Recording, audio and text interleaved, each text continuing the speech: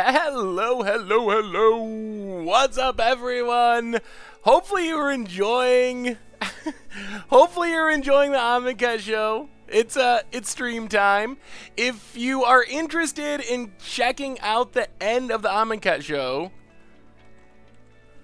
I don't know exactly how long it'll go, but head over to twitch.tv/magic. So you don't have to miss the end of it. Feel free to hop over and watch that, and then you can come back and check out Detritivore Moon Walkers.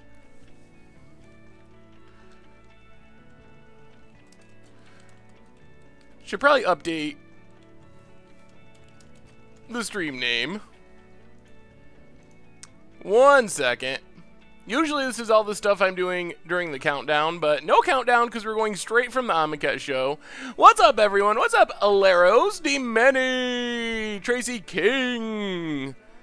I forgot my old username. How goes it tonight? Your Uncle Sam, Nightbot, of course. What's up, everyone? Nicole Bolas 1818. Yes, everything's on YouTube later, of course. Both our stuff and also, I'm sure the Wizard stuff as well. We have a new subscriber, Toast Stomper 1.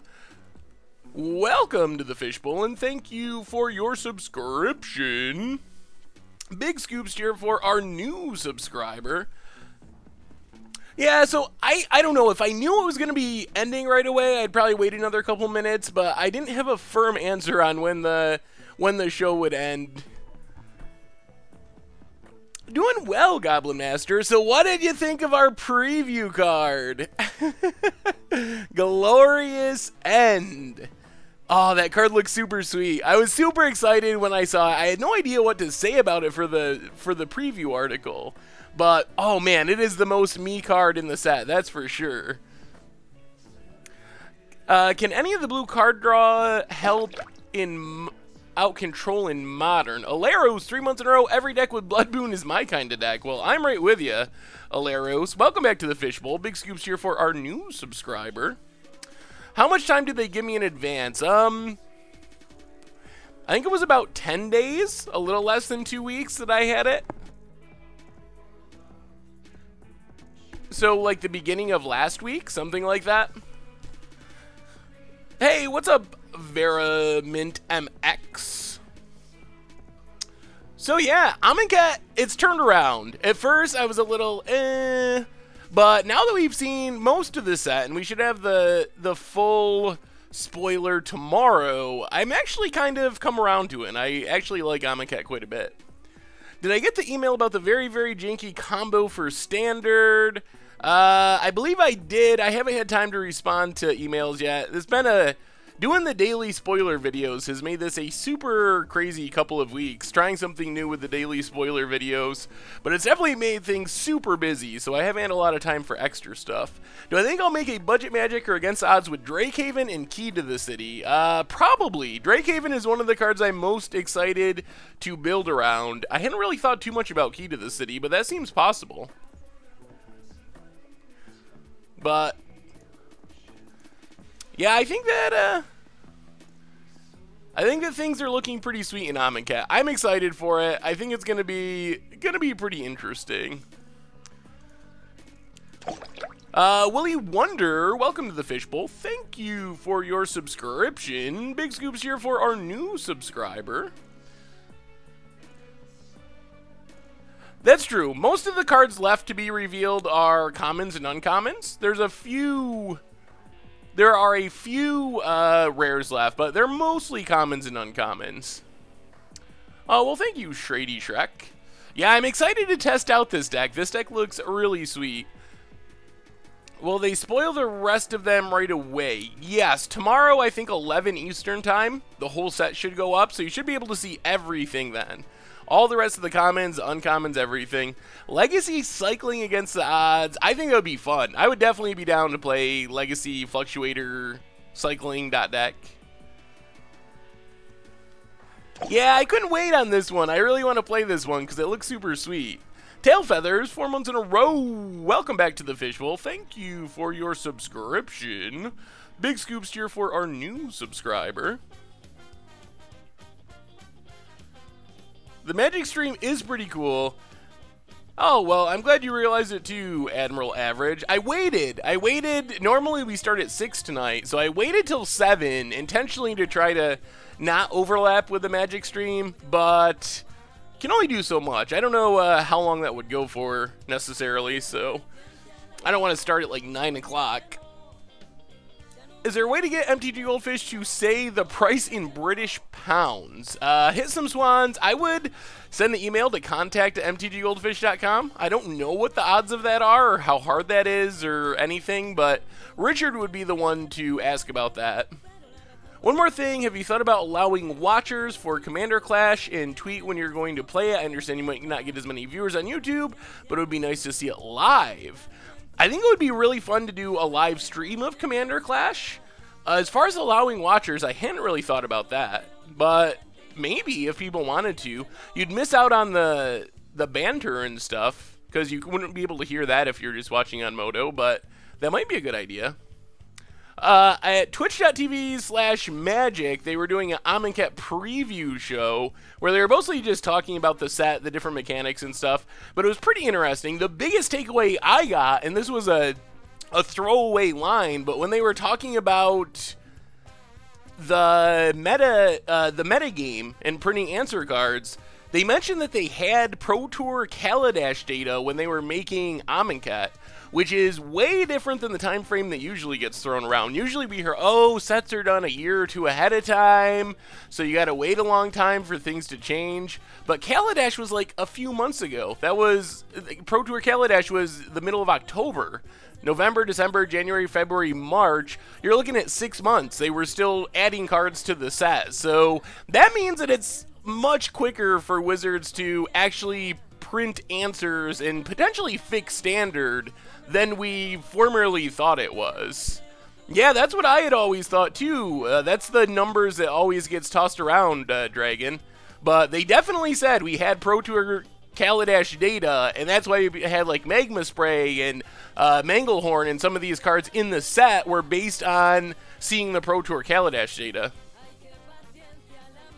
Anyway, let's do... I wanted to give people a minute to get in because we didn't have the countdown like normal because we were going right from the stream. The Magic stream had the whole thing about taking questions from chat from subs only. Oh, okay. That makes sense. I play some Civilization, but I don't play a whole lot of other games. Yeah, there's definitely some good Artifact hate. I'm excited for that as well. Alright, let's do the reminders, talk about the deck, start our league, and then we can chat about everything and anything as we go along. Big Daddy Four Eyes, welcome to the Fishbowl. Thank you for your subscription. Big Scoops here for our new subscriber. I'm doing pretty well, awesome dude. How are you? So, of course, if you ever want to check out an old stream, head over to the MTG Goldfish Replay YouTube. Let's go 5-0. And how fast until a deck with your exclusive spoiler? Well, that's a downside. They are releasing stuff a little bit faster on Moto, but we gotta wait a couple of weeks until the cards are on Moto. So we're not gonna be able to start seeing actual episodes of stuff for a couple of weeks at least. Poland. I actually haven't played Civ 6 yet. I have heard mixed reviews and haven't got it yet. Usually with Civ, it's better to wait, and it gets better as it goes along. Civ 5 was, like, okay at first, but once you got the downloadable content, it was much better. Orkhorn, welcome to the Fishbowl. Thank you for your subscription. Big Scoops here for our new subscriber. And Label Kills 111331, welcome to the Fishbowl. Thank you for your subscription. Big Scoops here for our new subscriber. So yes, the normal YouTube, that's where you can find all the normal series. I didn't miss you, Urkon. I gotcha. I was in the middle of a sentence, but I gotcha. Against the Odds, Budget Magic, all that stuff. Of course, new Amonkhet stuff will be coming out once it's on Moto. And the merch page, that's where you can buy stuff to support the site, playmats and t-shirts and all that stuff. We also have the Modern Masters 2017 box giveaway. I think that ends Monday, so if you haven't entered that yet, make sure to get in on that. This one is worldwide. A deck with Thrumming Stone. I played a really sweet commander deck with Thrumming Stone, but... Alright, so this deck, let's talk about the deck, then we can talk about other stuff. This is our instant deck tag from only a couple days ago, and it looks really sweet, so I wanna try it out. Basically, we are carning people and messing with their lands. We're finishing the game primarily with Planeswalkers, Karns, Chandras, Omnixiluses. Then we have Blood Moons to mess with our opponent's lands. We have Detritivore to blow up our opponents on basic lands. We can suspend this whenever a counter is removed. We blow up it on basic. So that messes with lands. We have Crucible of Worlds to go with Tectonic Edges that can further blow up lands. So we have we have Ghost Quarters to blow up the lands that survive the Ghost Quarter, the basic lands. So we just have all kinds of ways to mess with lands. Some ramp, so we might actually be able to cast Karns and our other stuff. And the rest of the deck is just some removal and some discard. So pretty straightforward, but also really unique. So it's not a free win red, try to lock people on turn 1 with Blood Moon. It's more like mess with their stuff, disrupt them, and as we're disrupting them, sticking some really crazy powerful threats that are going to be really hard to deal with. Of course, Karn itself can also hit lands. We have 2 Crucibles. Detritivore. Detritivore? Am I saying that so horribly wrong? I guess that's not surprising. As far as the sideboard goes, we get another Detritivore. Was that better? Chat? Give me a we need to do pronunciation ratings. Like how other Twitch streams rate people's puns. You can just give me pronunciation ratings. So another Detritivore. Some artifact stuff for aggro, Trading Post, Batterskull, very good against aggro decks. A bunch of graveyard / collected company, library, cheating hate, Vandal Blast, Boil, so we can get people with islands. Oh, Boil is so punishing. So if our opponent's playing islands, we just randomly hose them at instant speed. Torpor Orb, I'm not really sure. This doesn't see as much play as it used to when Pod was super popular, but shuts down enter the battlefield triggers. If we run into the dreaded Panharmonicon Seance deck, we're gonna have an answer. And it's a Pyroclasm, so that's what we're battling with tonight, and it has a lot of cards I like in it, so I'm excited to try it. It did 5-0 a league, so this isn't the infamous small Japanese tournament, but it'll be interesting. I don't think it's Dirty Rover. That doesn't sound any... I guess that's sort of similar, actually. I know this isn't your deck, but is there any reason for Know It Johnny? I think the biggest thing is we technically aren't in white. I guess we have some mana rocks that can make white, but it's kind of challenging to be 3-color and also Blood Moon people. So I think that's the biggest thing. It's pretty easy to be 2-color Blood Moon if you build your deck around it, but it's not that easy to be 3-color Blood Moon. Boros Kiki style prison deck. I think that, I mean, you can do that. I don't know if Kiki is a better ending for that deck than Nahiri and some of the other stuff. Good news, bad news. Bad news is tomorrow's Celestia spoilers. Good news is you don't have to mispronounce any more cards. I will find a way, Filthy Casual. I might just start a daily video series where I go back through and read random card names. Just like 5 minutes of me open up a random Magic set and just read card names for 5 minutes and just post it. That would be fun.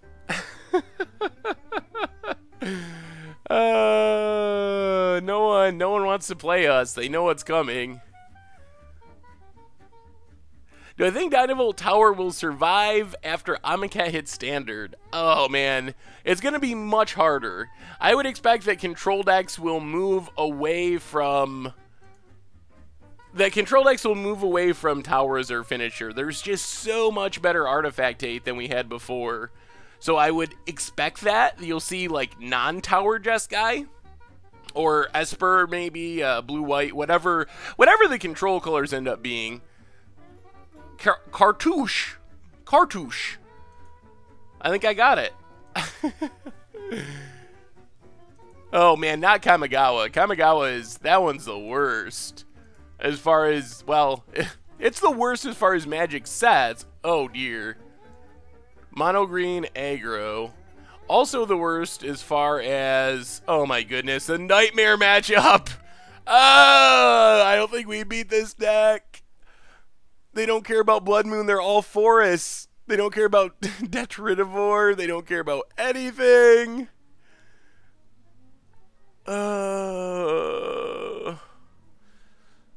Aspect of the Hydra is pretty scary. We could try to keep him off creatures. Strangleroot Geist is pretty problematic. Let's take Geist. Pass the turn. I think that's fine. This is just so good against our land destruction plan. Detritivore. Yeah, I think it's got to be Geist there. We also have a really weird amount of just random non-basic lands, which is so strange. I'm not really sure what the idea is. I guess they're all going to end up mountains anyway once we Blood Moon, so it doesn't really matter. But we have a very strange pile of non-basics in this deck. Stuff you don't normally see in Modern, like Molten Slag Heap. This thing's going to be a 0/0. This is a literal dead card. Well, maybe we'll just start removal for this Geist. That would be good. Or a Karn. Karn is a few minutes away from doing things. Well, let's play the Crucible.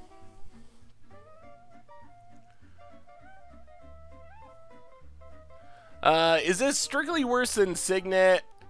I don't think it's strictly worse, but generally worse, probably. Yes, it was a weird one because we came in right from the Magic show. We are playing Detritivore. Still, oh no, Moon Walkers. Anger the Gods off the top one-time deck. Blood Moon, not helpful. Oh, we're just going to lose to this. No fetch lands. All right, I don't even think we Blood Moon. I think we just pass and pump up our Slag Heap. I think this will get better after sideboarding, hopefully. Lord Dagon, welcome to the Fishbowl. Thank you for your subscription. Big scoops here for our new subscriber. Ranker up the Dungrove Elder. We know our opponent has a Vines in hand.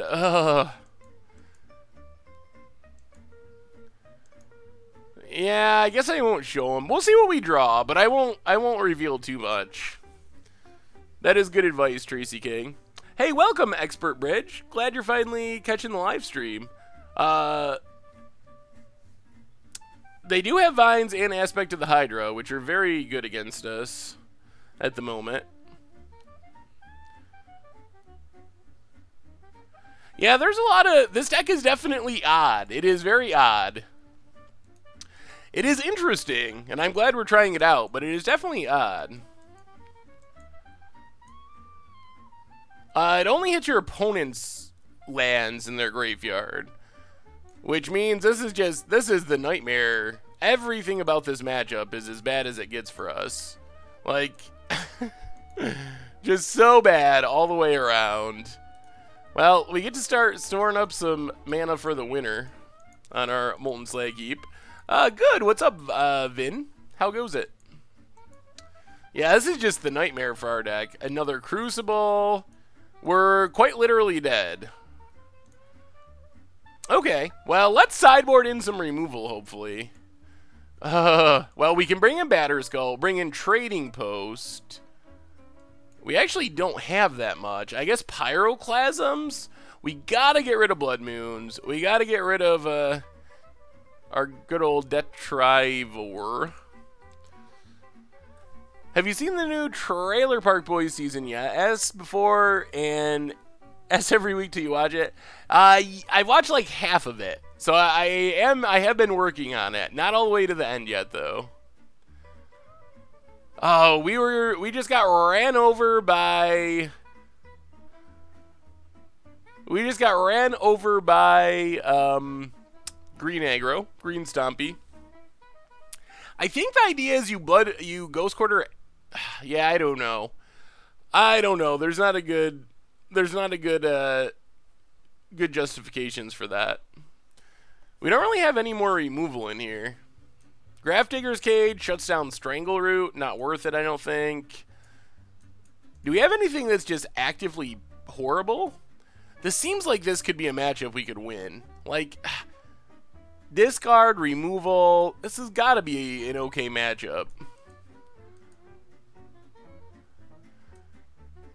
I don't know about Leyline.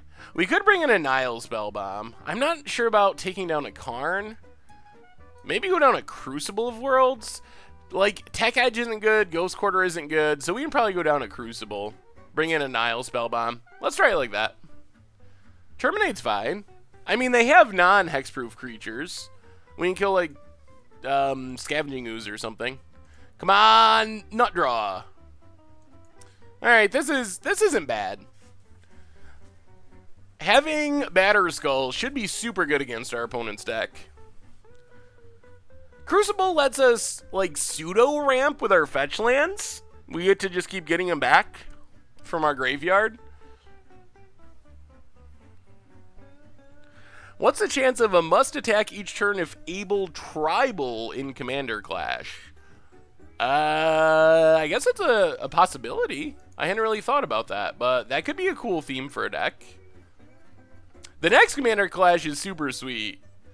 You're not gonna want to miss. Not gonna want to miss the next one.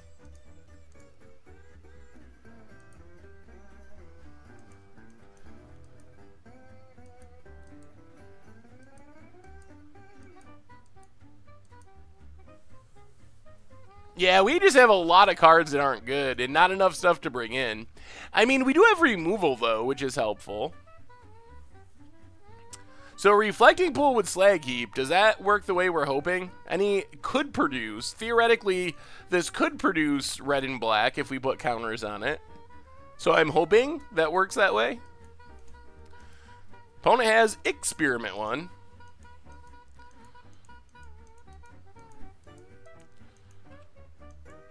Chandra. Reflecting Pool is modern legal. It's in Shadowmoor, Eventide, something like that.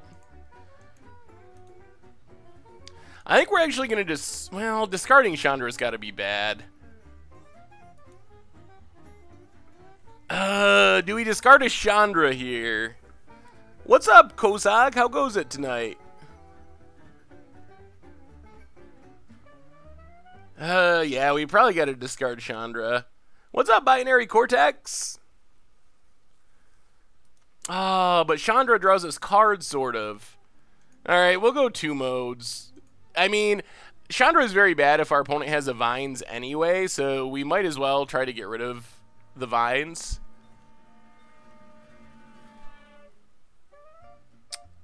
Good to see you, Binary Cortex. Aspect of Hydra... Strangleroot, Scavenging Ooze, Rancor, Forest. Okay. Well, Batterskull should be good. But I mean, if we go to try to kill a creature with Chandra, they might fizzle it.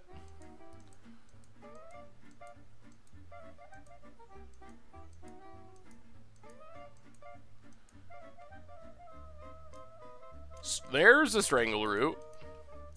Yep. Take our beats. Well, Coalition Relic's pretty good. Let's just get down our Batterskull next turn. As long as I remember to put a counter on it.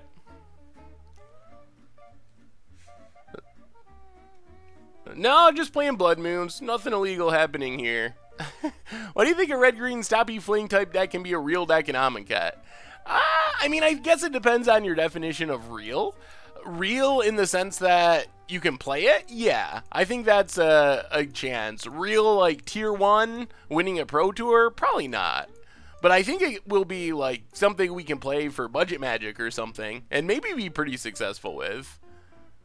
There's a lot of potentially good fling targets. Oh. Well, since we drew Pyroclasm... that's probably just better here. Pyroclasm Coalition Relic? That's gotta be the right choice.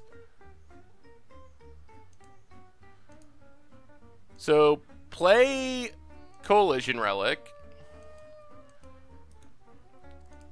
Pyroclasm. Kills half of a Strangleroot Geist.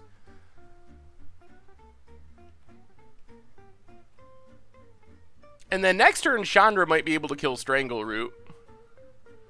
Do you think Wizards would hold Nicol Bolas until next set? I think it's pretty much guaranteed that we're not seeing Nicol Bolas until Hour of Devastation now.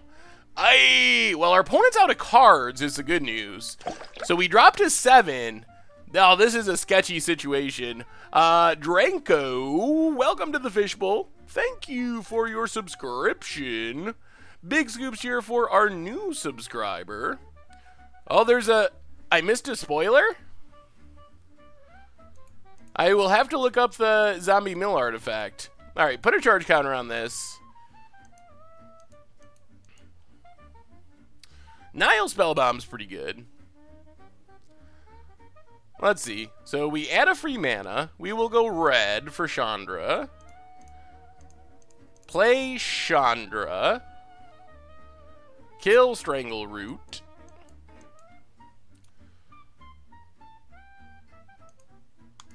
Hope our opponent doesn't draw a huge hexproof creature.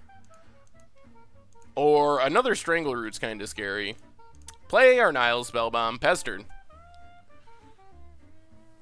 We already went through half of the Strangleroot, so it's actually dead now.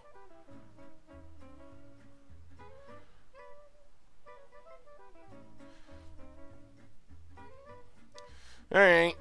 Oh, I didn't add a counter to our Coalition Relic. Uh-oh. Chandra, Pyroclasm, okay. Well, let's play Batterskull. Pass the turn. Batterskull's super good. That makes us pretty safe here. Should have played Spellbomb to exile the Rankers. Maybe. Maybe. But what if our opponent gets a Strangleroot or something? I don't know if that's... Opponent scoops it up. I don't know if that's necessarily a punt. We did punt by not adding a counter. Yeah, this deck has... Look at this mana base. We didn't really talk about the mana base. So if you're coming in late because of our late starting time, Detritivore in the sideboard, Moon Walkers.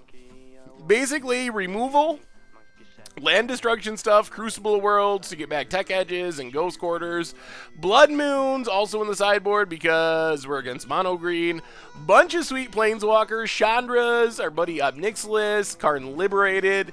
So that's kind of what's going on. But look at these lands. So I guess whoever built this deck figured they were going to be mountains anyway, but I just don't get it. A Reflecting Pool, okay, in our 2-color deck. A Rakdos Carnarium, sure.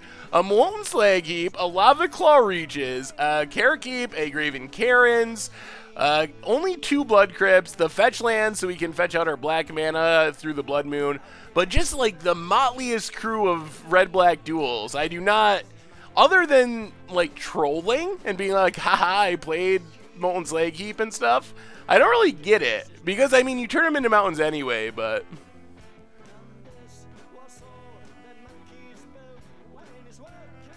yeah, our Twitch chat does love punting me. I mean, and I can't really complain because I often do deserve to be punted.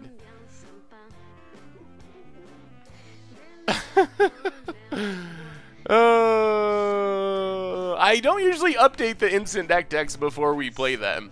And that leads to some mono blue mill situations. I think that's the worst deck we've ever played from an instant deck. Whew, that deck was bad. Oh, just wait till this weekend. Speaking of ley lines, not gonna want to miss much a brew on Sunday. Ley lines in Legacy. Oh my god.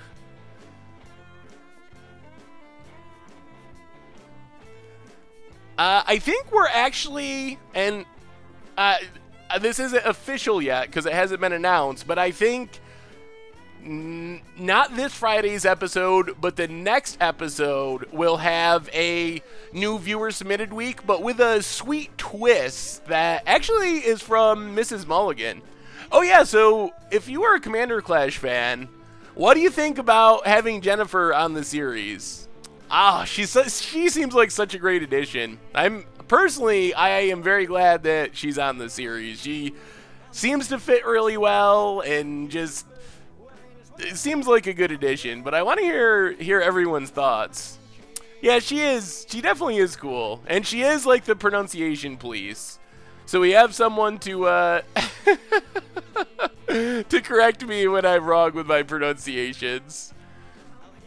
And oh, excuse me. And Richard will still be popping up every now and then. We're gonna do some more guest episodes and stuff. I think that you're very likely to get a Jake guest episode. I don't think Jake is interested in coming back on a week-to-week basis yet, but Jake guest episode pretty likely to happen. Same with Richard guest episode.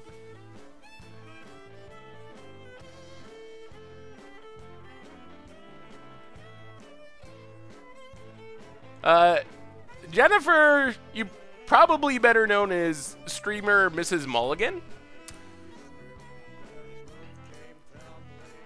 All the discard. Well, hopefully this works. Inquisition. Oh god, this hand. Well, I guess we take Strangle Root because it's the hardest to deal with. Although Avatar the Resolute's kind of scary. We're going to need a sweeper of some kind. Pass the turn.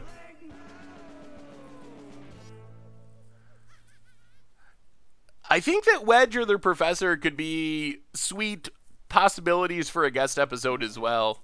I don't think they would have time to do it. It's a big commitment because it's basically a 25-week series. So definitely awesome to find anyone who makes the time for it, because it is a really big commitment to do a weekly series for essentially half of a year. Yes, we're probably going to have to do Minotaur Tribal. There will probably be Diabolic Tutors involved, and we'll probably lose. Alright, I think we just got to go discard. Discard.deck. Thank God. Dungrove Elder, down. Bloodstained Mire, crack this. Oh, this is so awkward. Oh, it's so painful, but we need red mana for Chandra. We need black mana to get rid of this Avatar the Resolute. Oh, we're so close to just losing. I guess we can Ghost Quarter ourselves if thing goes absolutely wrong. Blood Crypt puts us down to 15. Thoughtseize 13. Next turn, if we don't draw removal, we're just playing ramp. Alright. Not a great situation. I think the Green God has potential to be pretty good. I don't know if it'll be good in Modern, but I think it's going to be very good in Standard. I think I'm very excited for zombies. I'm planning on doing a brewing article for this weekend, so hopefully I have a list there. Not sure the colors yet. I'll definitely start mono black and then kind of go from there.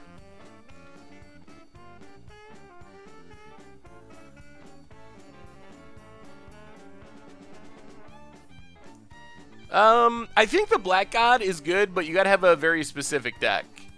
I think if you're playing an Aristocrat style deck, the Black God's gonna be really good. Will there be a Black God? An Aristocrat style deck? That I have no idea. Alright, I think we're just gonna die. Being on the draw, not good. Opponent, the 2-land all action draw, also not good. Drawing another Chandra, not good. Yeah. I don't think there's a card that saves us here. Off to a miserable start with Detritivore Moon Walkers.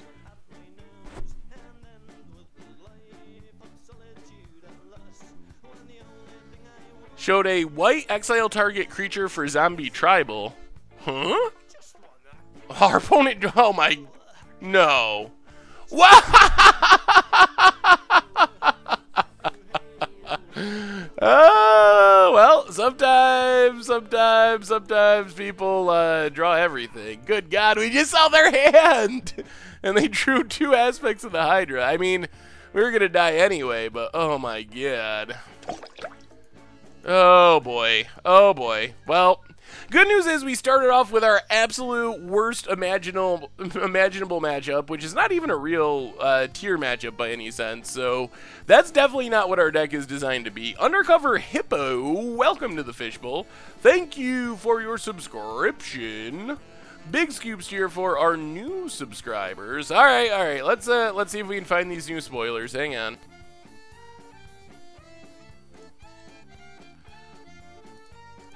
What is these new spoilers everyone's talking about?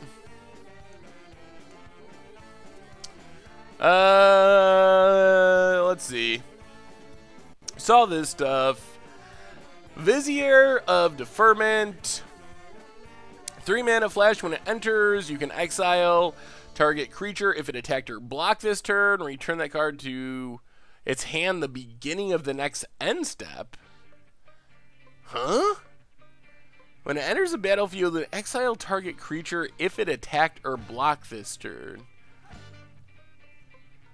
So you like just fog a... I mean, I guess you can kind of use it like a Flicker Wisp, but only if your creature's attacked? Huh. Here we have Painted Bluffs. We know what that does. Not good. Blinding Mummy. Zombie enters the battlefield. You can tap an artifact or creature. 1/1. Give a creature haste for 1. Human Warrior. Time to reflect. Exile target creature that blocked or was blocked by a zombie this turn. Okay. So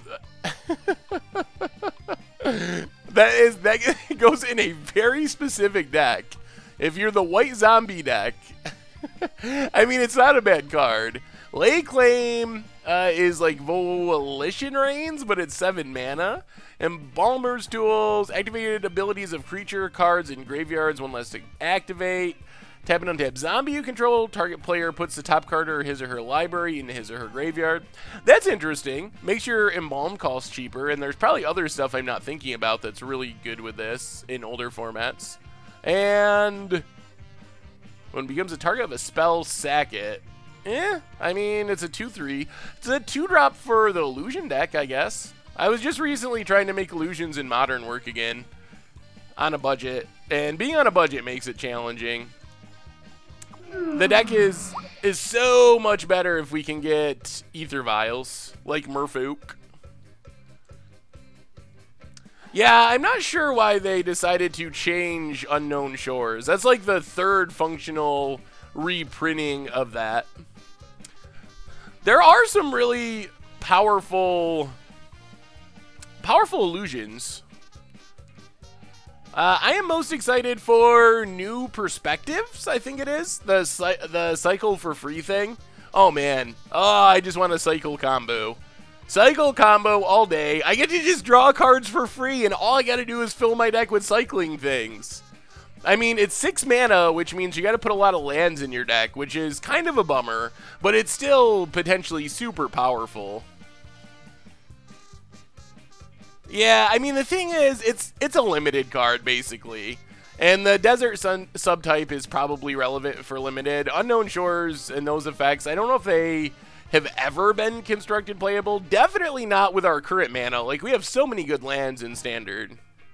I hope so, Draco. Definitely gonna try.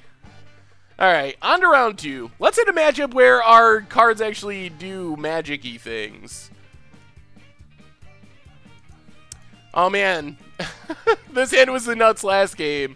Now we're probably against something. What deck would not care about this hand? Alright, Swamp Inquisition. Hey.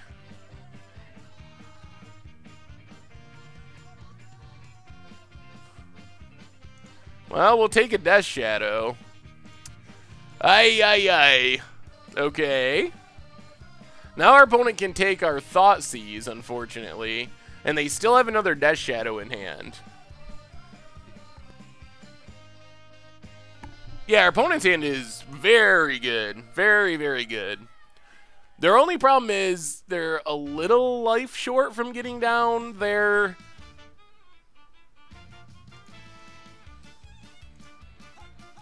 Oh my god, deck. No! You know what I wish? I wish this Aggro of the Gods could cycle. And that's a card now.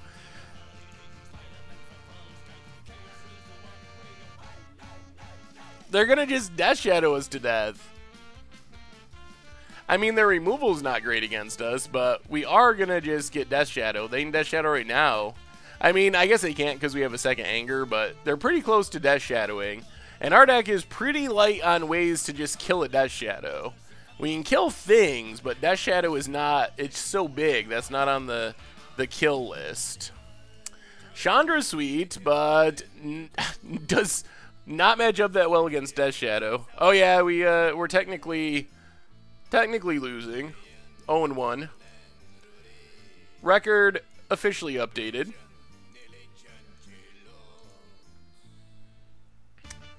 Ooh, Abzan Death Shadow? Huh, our opponent's doing something spicier than normal.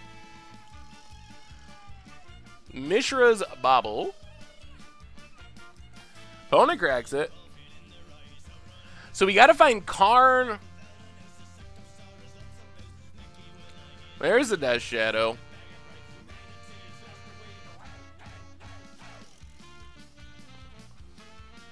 Can we kill the Death Shadow? Cracks it.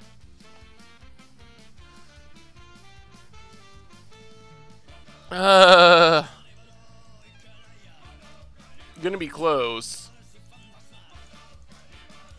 I mean, that's the thing about Modern. It is ridiculously diverse, which makes it very easy to just run into unwinnable matchups. Man, this deck scoops to Blood Moon, too. This deck scoops super hard to Blood Moon.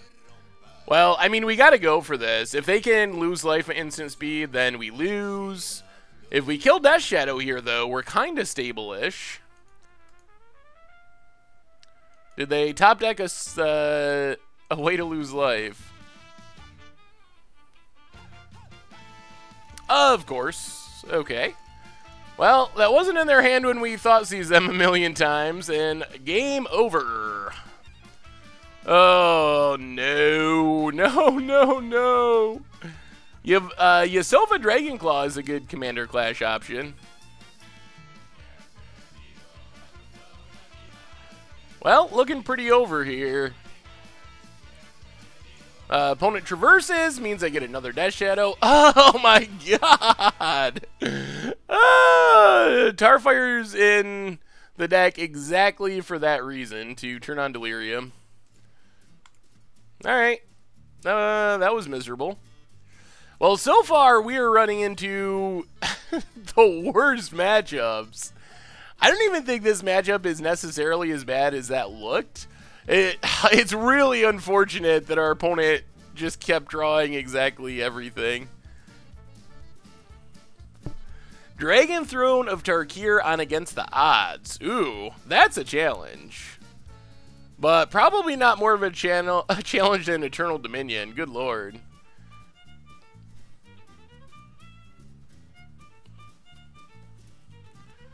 I think our second Detritivore is just too expensive. I mean, they crack fetches, but it's going to be 4 mana and going to be smaller than Death Shadow and probably Tarmogoyf. Yeah, I wasn't especially happy with Eternal Dominion and how it turned out. But I think that that's partly because of the card. I think it was a hard one for me because I think it's the first time on Against the Odds that I looked at a card and I felt like no matter what I do, I don't know if I can make something that's not even good, but something that's even like fun and entertaining and win sometimes. And I've never really felt that way with an Against the Odds card before. But as soon as I started looking at Eternal Dominion, that was the first time I had actually felt that way with a card. So, but next one will be better.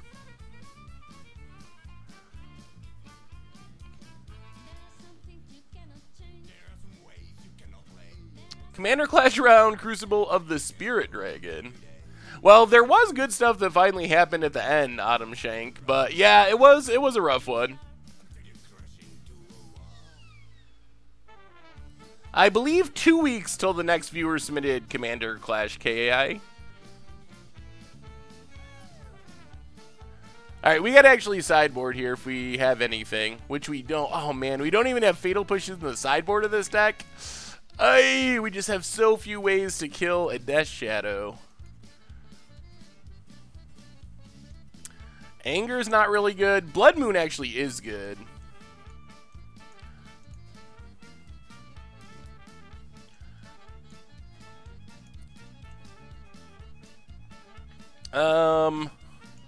Yeah, let's try it like that. Or just like skip to the end and you can see the good part. Alright, we're on the play. Leyline of the Void and nothing. I guess we gotta mulligan that. Oh, this mana base! Builder of this deck. Why? Why, person who built this? Why? Why do we have a Cure Keep in our Blood Moon deck that's keeping us from casting Inquisition on turn 1? If this was just a Blood Crypt, this hand would be good.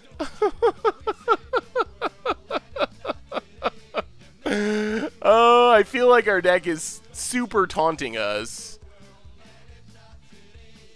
Whoever built this with the mana base, it's like kind of funny to play all these different lands, but I don't know why you're just playing the best lands possible.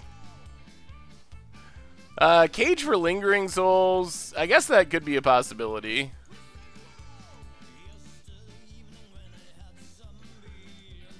I'm laughing at ourselves. This mana. And there goes the Blood Moon. Oh, that was our best way to just win this game. Hey, it's a Lightning Bolt we can't cast because we have Graven Karens and Carekeep in our deck. Oh, yeah. Have you ever played colorless Commander on Commander Clash? There have been colorless commanders, but I don't think we've ever done all colorless week. Karen's is fine. I don't know why it's in this deck, though. I guess it helps cast Chandra. Well, thank God for Coalition Relic. We drew another colorless land, but Coalition Relic, Lingering Souls, Death Shadow, Tarfire. Ugh.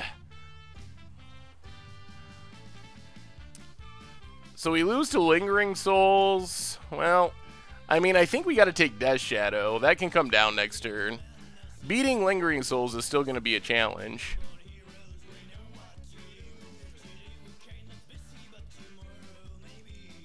Yeah, Karn is pretty sweet as a commander. Am I going to check out the LRR pre-release tomorrow? I'll probably try to watch some of it while I'm working on my article, yeah. I don't think the mana is as bad as it looks right this second. I don't think it's great or as good as it could be, but it's it's not as bad as it's looking right this second. Because we do have a whole bunch of mana rocks, which helps make it better. It's just disappointing if this was a normal red-black duel, we would have won this game. We would have Inquisition, the Inquisition, and played Blood Moon. Well, now we still might win this game, as odd as that sounds, because we drew another Blood Moon. And that actually turns all of our horrible lands into real lands. Yes, okay. Good luck casting spells, opponent. Well, that is the power of Blood Moon.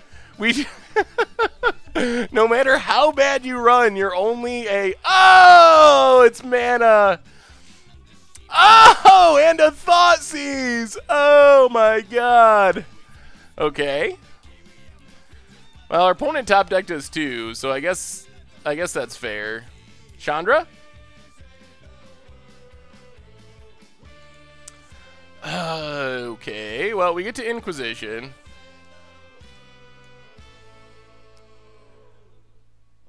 Take the Death Shadow. Good thing we drew that Inquisition. We're okay. We're okay. I mean, we just need to find a Planeswalker, really. It doesn't feel good to use a Lightning Bolt there, but I think it's fine. If we draw a Chandra or something... No.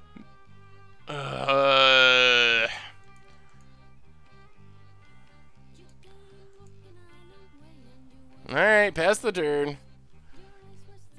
Man, that swamp was a key draw for our opponent.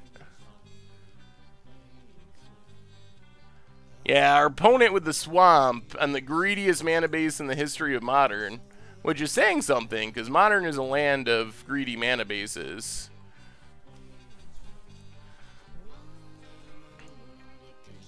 So play Chandra, tick up Chandra. Play Chandra, tick up Chandra. Then what? Opponent attacks it to 3. I guess that's fine. Play Chandra. Take up Chandra. Hope nothing horrible happens.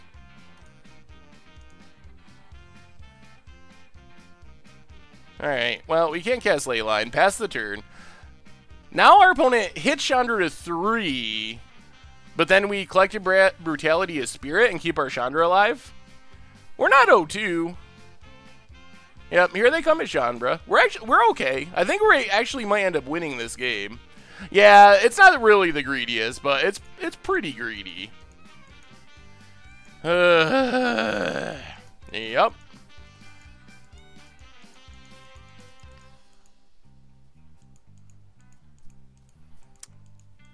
No.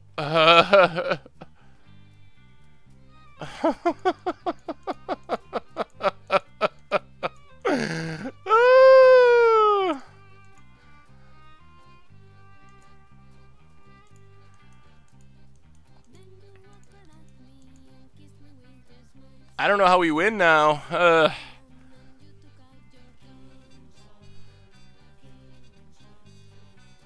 Mishra's Bobble for our opponent. Thoughtseize themselves for Lingering Souls. We pretty much have to draw a Chandra, and we have to draw it pretty quick here. There's Lingering Souls.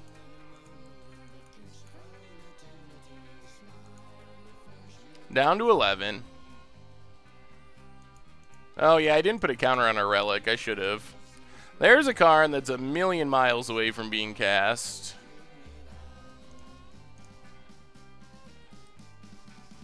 Well, 2 modes. Kill a creature, drain our opponent. Discard the card.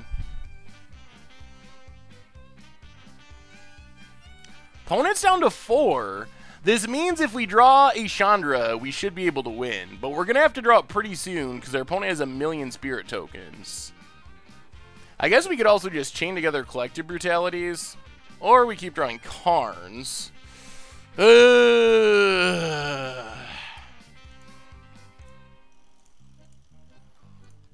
Karn is not the draw we were hoping for. Karn's good if we have a bunch of mana. That's the turn. Yeah, looking pretty grim. Pretty grim. Collective Brutality, I think, is what we need now.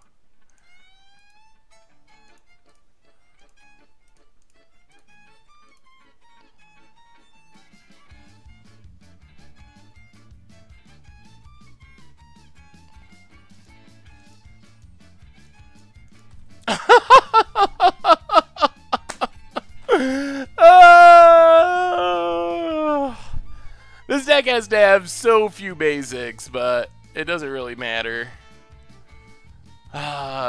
We can even play Karn, but our opponent drew Traverse and green mana.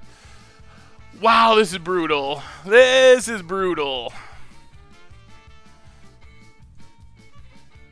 Alright, well, time to win 3 in a row. What's up, Thelen? How goes it tonight? Yeah, we only had 1 black source of mana, so we didn't really have time to do that. Well, we're running into bad matchups, and we're not running well, while our opponents have been running very well. Calm down, Maddie. Welcome to the Fishbowl. Thank you for your subscription. Big scoops here for our new subscriber. I mean, Illness in the Ranks is very good against Lingering Souls, but it's very narrow. There's only a very few things that it actually hits. Matthew, I'm sorry. Calm down, Matthew. Did I say Maddie? Thank you for your subscription. Definitely appreciate it. Any ideas for Mono White and Pauper? Been beating most decks except Tron. Got wrecked by Horror, Mnemonic Wall, Ghostly Flicker combo. Yeah, that seems pretty brutal. I am not a Pauper expert by any chance.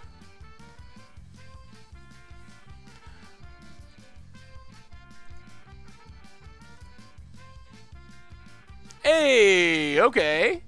This looks like a hand that can actually be in a Magic game. Hey, see, I forgot my old username.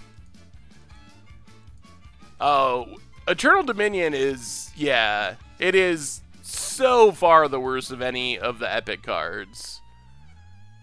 I believe. The other ones at least all have some sort of potential. The black one isn't great. I don't know how Nightbot or MTGBot knows that. Yeah, it's relatively close to a real modern hand. Any chance of modern Belcheron against the odds? I think that could be a possibility. The green epic card seems like it could have potential. The problem is, it's still very hard to play the epic cards without playing some sort of prison-y type strategy, just because you can't cast spells the rest of the game, so you have to kind of set up for that. Savage Ender, welcome to the Fishbowl. Thank you for your subscription. Big scoops here for our new subscriber. Okay. Springleaf, Mox Opal, Ornithopter, and a Memnite. Well, that's Affinity for you. Really? And the Overseer. Well, we're gonna sack this. We are going to get our single mountain and just bolt Steel Overseer. Play a Care Keep. Well, 2 Chandras could be good. Pass the turn. 1 land Spy against the odds in Pauper. That could be a sweet one. We've never done Pauper against the odds. Pauper's a weird one because it's a kind of a fringe format. I know a long time ago I did one for Budget Magic, and it wasn't very popular because a lot of people don't actually play the format. Oh, thank you, Calm Down Matthew. Yes, it is a lot of content, but it's good. I enjoy making content. Still waiting for Gets Odds 5-color expertise stack, Rishkars into Brawl and Disrobs. Yeah, that could be pretty sweet. Well, if we ever draw in Anger of the Gods, that would be pretty absurd.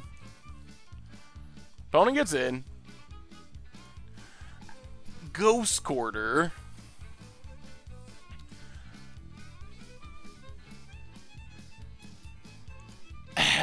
What do we do? Chandra kills something? That feels so horrible. Chandra plus, and then Chandra lives at 1? I guess that's probably the best thing to do. It's either that or we just Blood Moon pass. And that stops Blink Moth, but doesn't really do anything else. And then we're playing Chandra and taking 3 next turn. Chandra downtick to kill something. If we Chandra, I think we plus. How broken is the new Shadow of the Grave card? It definitely has some combo potential.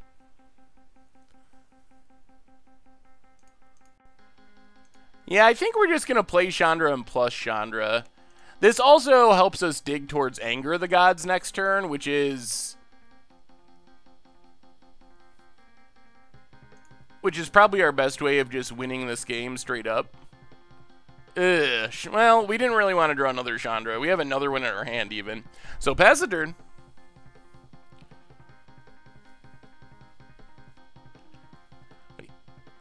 Oh, well, thank you, Jay Zoller. Yeah, a lot of spoiler articles are pretty short and to the point, I guess you could say. Harsh Mentor is good, very good against specific decks, and Affinity is one that it seems very good against.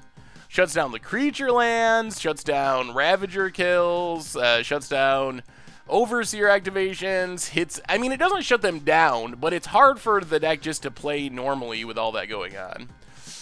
Signal Pest is scary. Molten Slag Heap.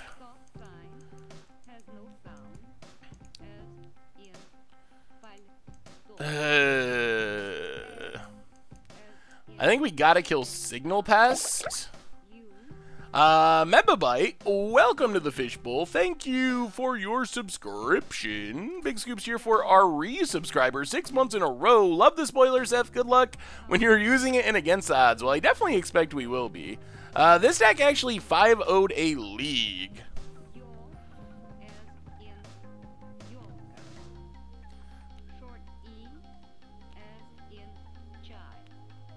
Do I prefer writing articles or making videos more? Kind of depends. Depends on the specific article or video. The Death Shadow matchup, we drew all colorless lands and didn't play Magic for many turns and ended up getting, losing. What's up, Nicole Bolas? How goes it tonight?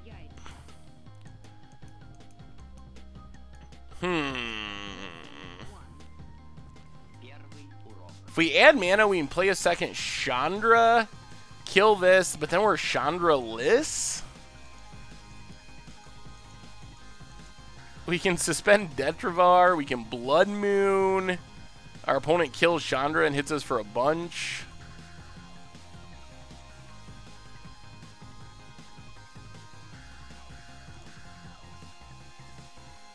Yes! Yes! Thank you, deck. All right.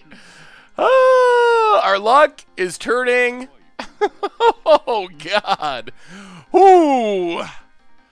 I don't know if that was the right play, but it definitely worked out. That was pretty sweet. Yeah, our mana base is something else.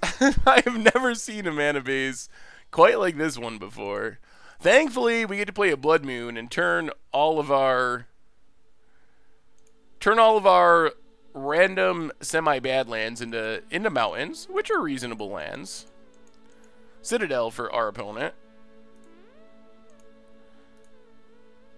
Yeah, take up Chandra. Hit a land. Play Blood Moon.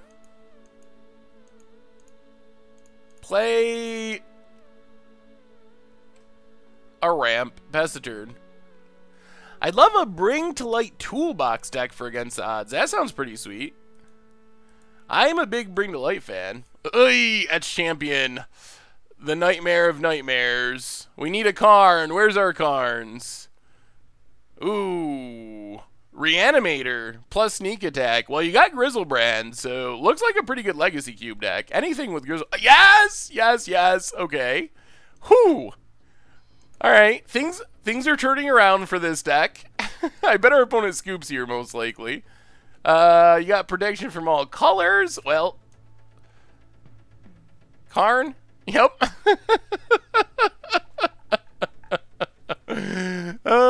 Yeah, it doesn't change the characteristic of the land or whatever. Whew, well, that was some good running for us. That was about as good as it gets run-wise.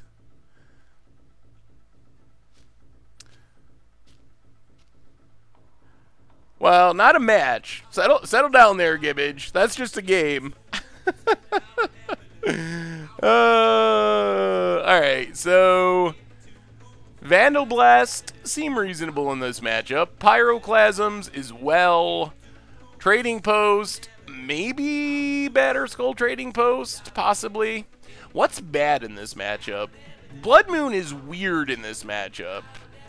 I don't know if we would consider it bad. This is a match where we could just randomly Ghost Quarter lock our opponent. Yeah, sorry, Det. Probably Thoughtseize is on the draw.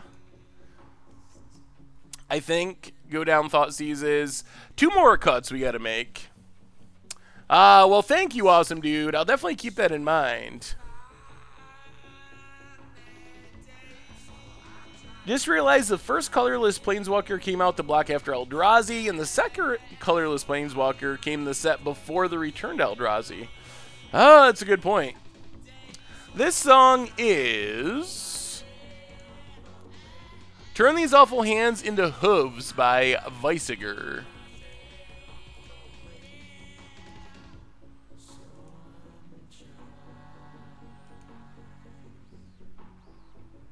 Yeah, I guess we can go down a Blood Moon. Maybe 2 Blood Moons. I almost feel like we need... well, I'm glad some people liked Against the Odds. Some people didn't like it, some people did. It was definitely a challenging one, that's for sure. Hatching Plans is a good Against the Odds option. Yeah, Obnixilis probably isn't great either. Alright, we'll go down we'll leave 2 Blood Moons. Let's try it like that.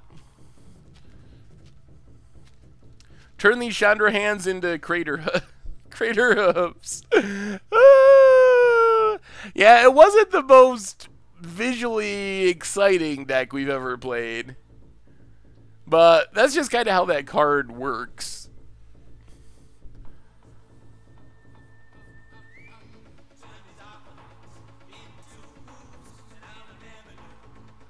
I am down for new music as well, Autumn Shank. It's harder than you think to find music to use. It is so challenging. Alright, opponent's going off. An epic ATO deck would have been better with Boseiju. Time Spiral Storage Lands is acceleration base. We were really counting on that Pyroclasm that is now in our graveyard. Never mind. Gotcha. That's anger off the top. Well, this is our match to run good. So this is where we get our win.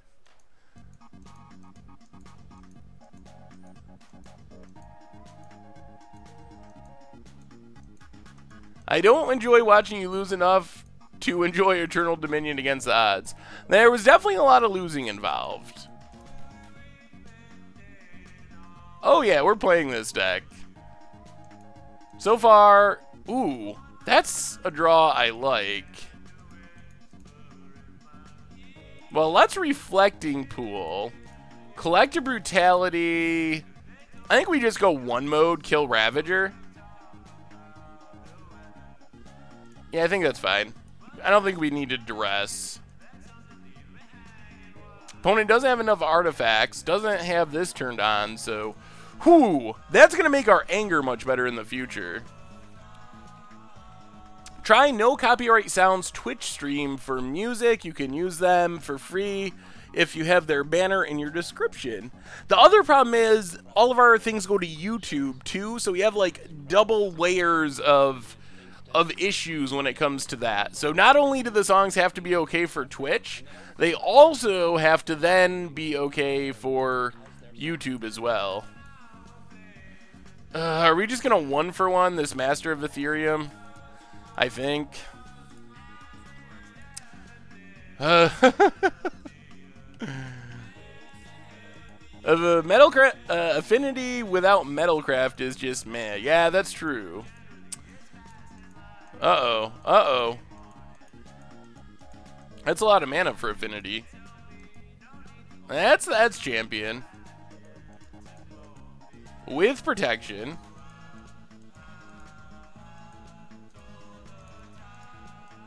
So we play Chandra, and our opponent can hit it for 4. Wait, 1, 2, 3. They can hit it for 5? Tap this, pay for this. If they have a land, they hit it for 5?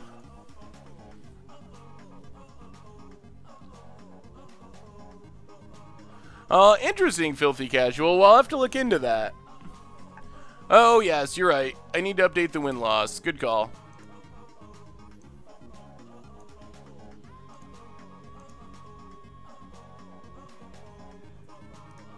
Oh, yeah, the 2020, I believe, is fake.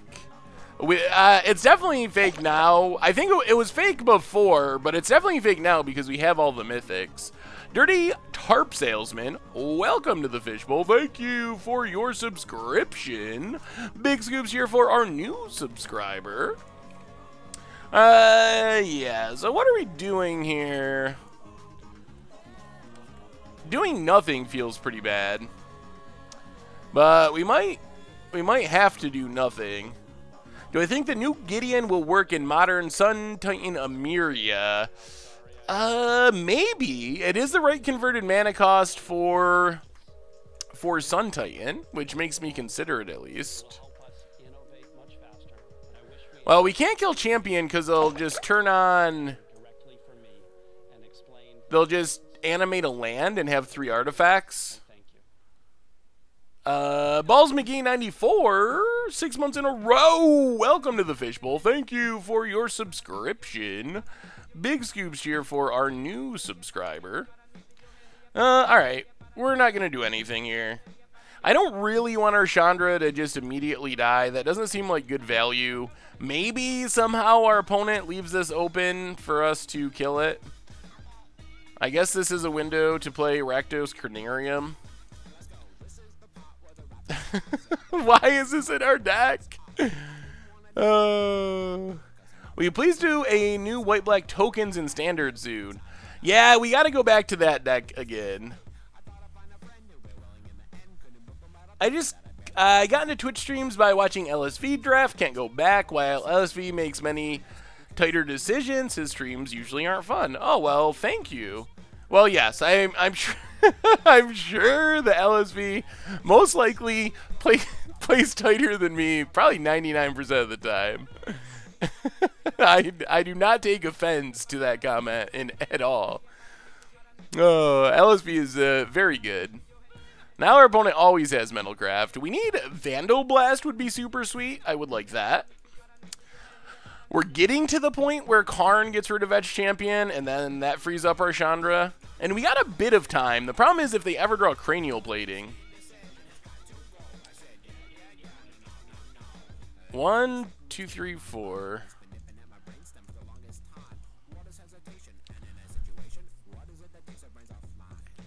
Alright, I mean, I guess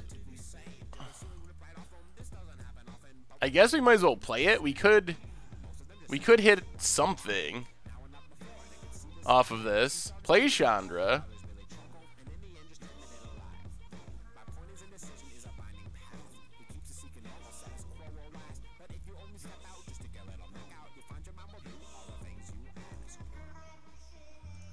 Take up Chandra. Alright. I guess we'll 2 modes it. Discarding a land. We don't really need it.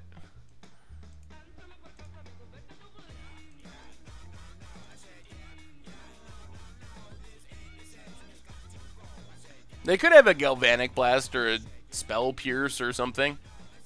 Never know. Have you seen the Gideon deck on tappedout.net? Only plays cards with... Oh, they do have a Galvanic Blast. Hits our Chandra. Well, we get to drain. That's something. Pass the turn. I have not seen the Gideon's deck. How can that be competitive? Because of the Planeswalker uniqueness rule or whatever it is. I call it the legend rule and then get yelled at. That's true. I am a more creative pronouncer. Pronunciation master than LSV. I do have that on him. For the way to think of it is pronunciation is kind of, to me, what puns are to LSV. He might be the pun master general, but I'm the pronunciation master general.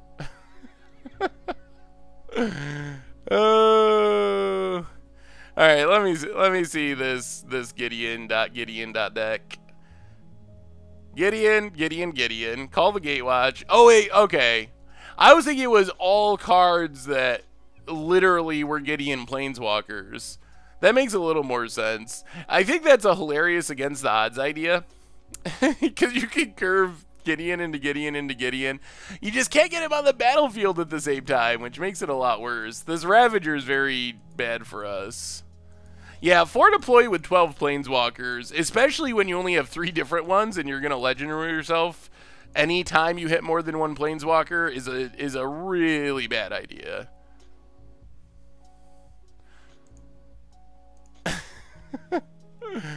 Alright.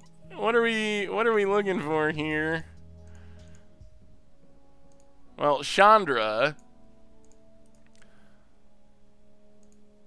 Shoot Ravager? I mean, we just gotta find a Vandal Blast. I guess now that we get rid of this Ravager, Karn is again and out. Ah, it's going pretty well, Croissant. Record-wise, it's not going well, but I'm having fun.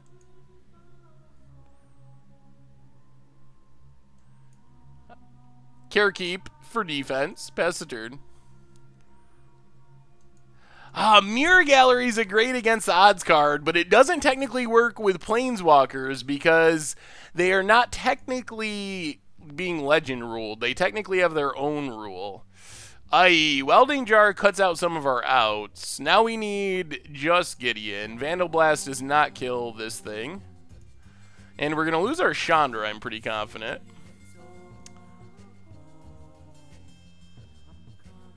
Anyone else notice the Magic Puzzle Quest logo in the bottom right of Heartpiercer Manticore? I think it was previewed there. I don't think it'll be there when it's printed. I hope it's not there when it's printed. I think it was their preview card and they put the watermark thing on it.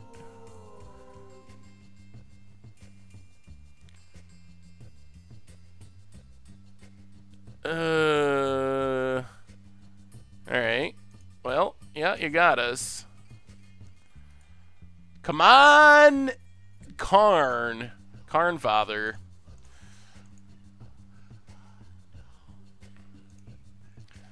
Anger, not super helpful when something has protection from all colors. Pass the turn. Did I say Gideon? Yes, all this Gideon talk has me flustered. Definitely met Karn. Here comes the Blink Moth. So what do we have, 2 turns approximately before we're just dead? Karn into Vandal Blast. That is the combination of cards we need. Blood Moon wouldn't be horrible here, but it's not enough. We can start making... I kind of want to see what these tokens look like, actually.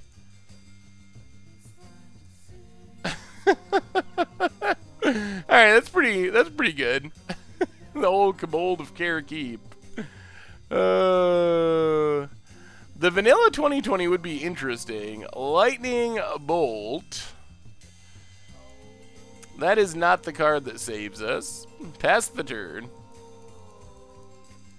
I'm most excited for new perspectives, actually. I like this set a lot more than I did when it started. Wizards changed up the spoilers, definitely, to space them out more. And I think it was actually awesome this way because it built up. I started off the first couple days like, this set. But now that we've gone through the second week, I'm actually really excited. I think this set's pretty good. And if I had, I would help her out. A person that lost everything was kind enough to give us 2 bottles of water and 2 bags of chips. Card! We need a card! We need a card! Haven't played Magic in a month due to my closest LGS being so far away. Can't even afford a computer to download Moto. Nor do I have the money to start Moto. Oh, I'm sorry, Expert Bridge. That's, not exciting. Yeah, I'm a big fan of the way they did it this time. Much better than dumping all of the good cards in the first day and then getting nothing. Hey, Edge Champion, you are a problem. Alright. I don't know if we change anything. I think that setup's fine. Maybe bring in Thoughtseize on the play, but I don't really want to. Probably just the 3 Inquisitions are fine. I think we're okay in this matchup, or should be. We just got to deal with the... maybe we should have Thoughtseizes on the play. What do we go down? Terminate and Blood Moon? And maybe a Crucible? We haven't got any Crucible value. I love, in fact, Jay Zoller with his fake username. Just kidding. Welcome to the Fishbowl. Thank you for your subscription. Oh, definitely appreciate it. Big scoops here for our new subscriber. So I don't see any control cards that seem on par with the threats. I expect this won't come into play until 2 sets down the line. Yeah, that I mentioned this earlier, but big news from their preview show they did. The time frame is much quicker than we had ever thought. Wizards had Kaladesh Pro Tour in their data set or whatever when they were finishing up the design of Amonkhet. So that's like 5 months, 5-ish months, which technically means if things are going horrible, Wizards could potentially, by Hour of Devastation, actually have changed the set already based on the bannings that happened last go around. Like, that's how quickly it happens. When before we thought that took like a year and a half or to 2 years, and we were going to have this long wait. So for me, that's super huge news that the time frame is so much different and potentially so much better.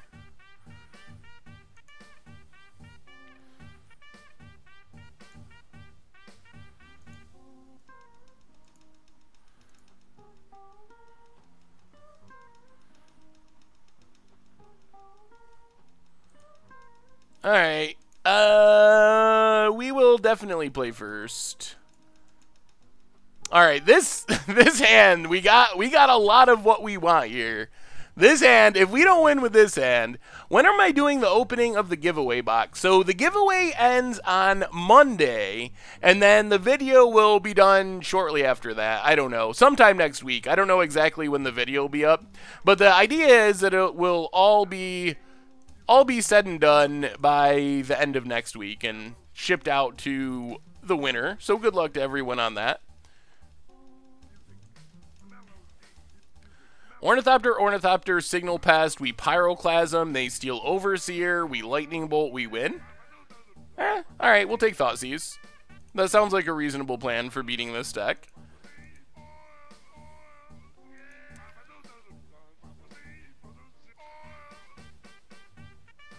Channel Fireball just got hacked? What do you mean?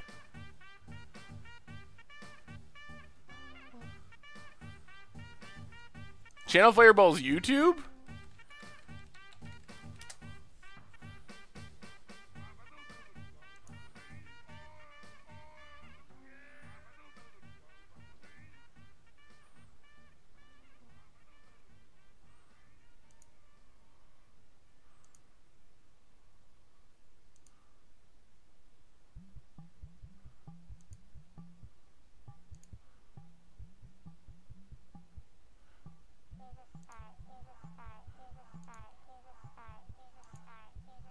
Oh, you're right. Huh. That's interesting. What's Armine? Is that a real thing?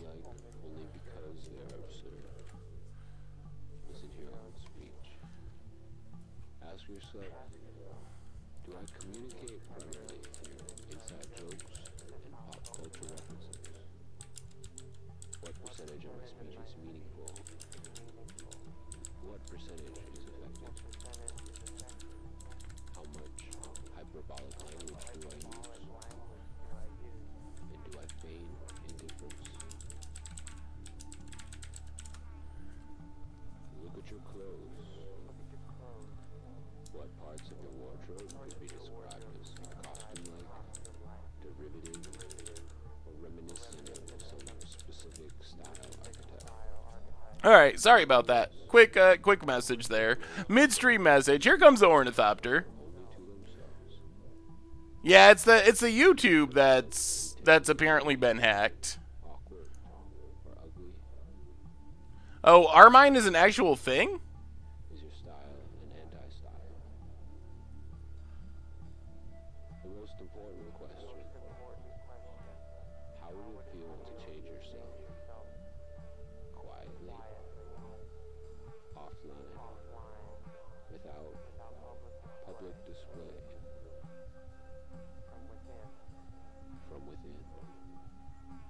Huh. Sorry, I'm enthralled by this.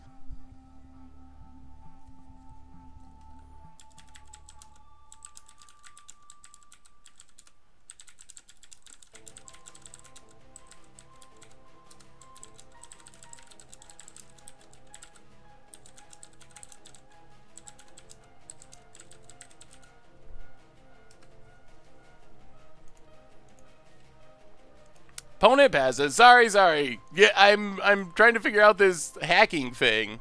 Man, I don't want that to happen to our YouTube channel. That would be a disaster. And it happened in a worse way to Rudy at Alpha Investment as well. Well, let's Bolt Steel Overseer.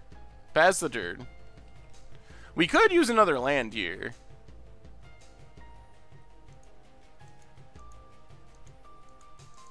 We're gonna actually hit 100,000 pretty soon. I don't actually think we're significantly behind Channel Fireball anymore in terms of subs. You guys are all awesome, and we've actually got a ton of subs lately. If you haven't subbed to the YouTube channel, you should help us get to 100,000 subs, which would be pretty sweet. Yeah, the Rudy thing. Oh my goodness, that.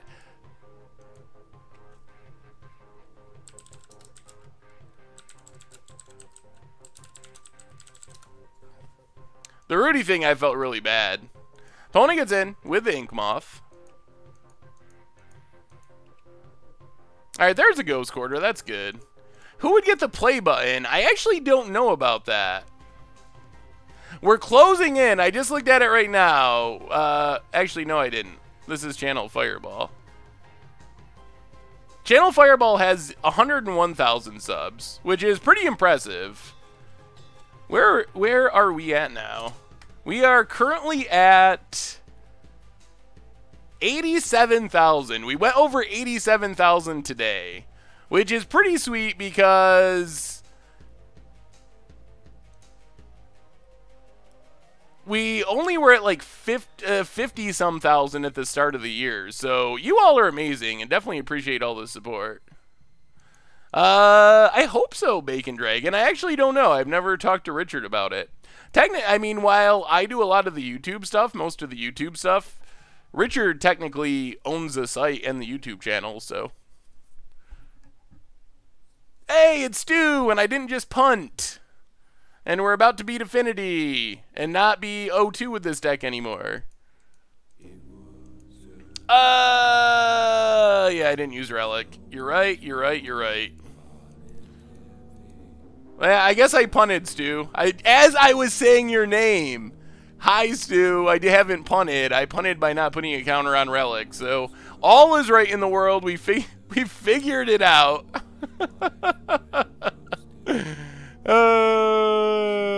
Yup.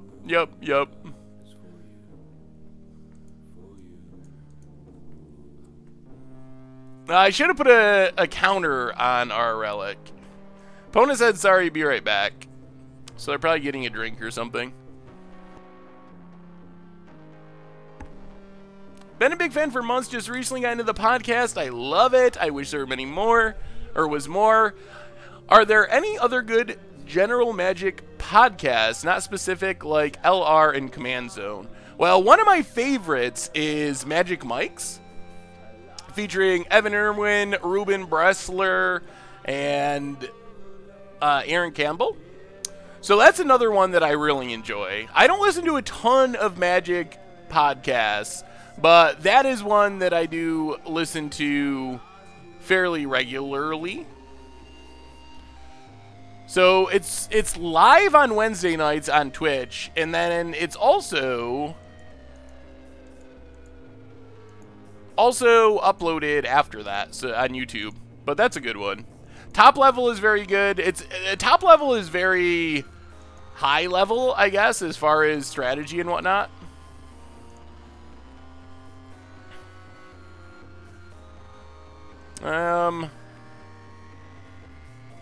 Okay, I guess we take the hit for now. Put a counter on this. Oh, we didn't punt. Ooh, Trading Post. I love Trading Post. Trading Post is so fun. Alright, let's play Trading Post. Pass the turn.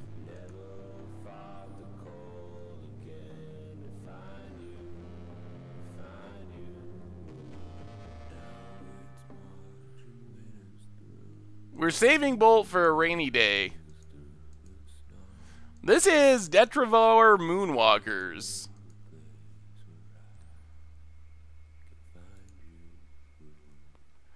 Need to do YouTube face reveal for 100,000. I don't mind basketball, but I do not understand wrestling, even a little bit. Well, there goes our Vandal Blast. Get rid of the Signal Pest. Hopefully we can just ride this trading post to victory. It's going to gain us a lot of life and buy us a lot of time. Hopefully.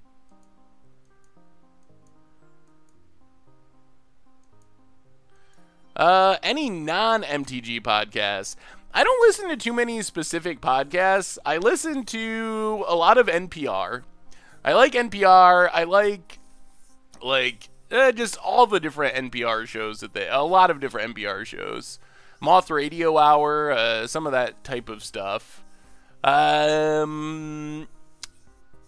I don't listen to too many specific podcasts.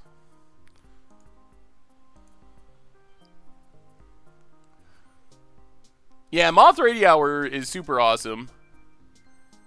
But I like those type of shows on NPR especially.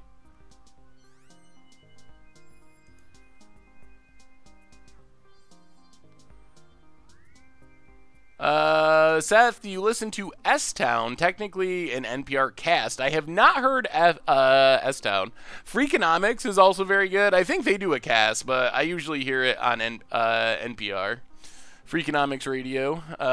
This American Life is got to be maybe the best. I guess it's a radio show, but it's a great show. Every episode is also a podcast. So if you've never listened to This American Life is insanely good storytelling. It reminds me, if you know Corbin Hostler in Magic World, he reminds me of This American Life, but of Magic content. Just like the different stories and the angles and stuff. It's so good. I have not heard Serial. I need to hear Serial. Will I ever attend a GP? I expect that that'll happen eventually. But I have not attended a GP since I've been doing this stuff yet. Alright, we'll play Coalition Relic since we know we sack it. We're going to hold on to the land for discard purposes. Pass the turn. Man, if we can find a ghost, not a ghost quarter, a Crucible of Worlds, we can really go to town.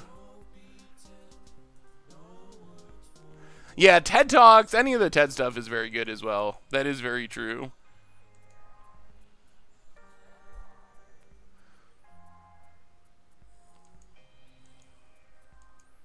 Ravenous Bloodseeker or Fury Blade Vampire. I think I said Furry Blade during the spoiler video today, and people made sure to point that out.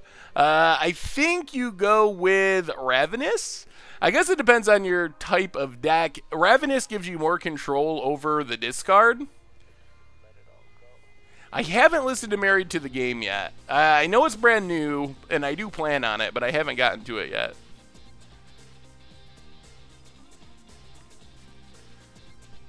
Alright, here comes the creature lands.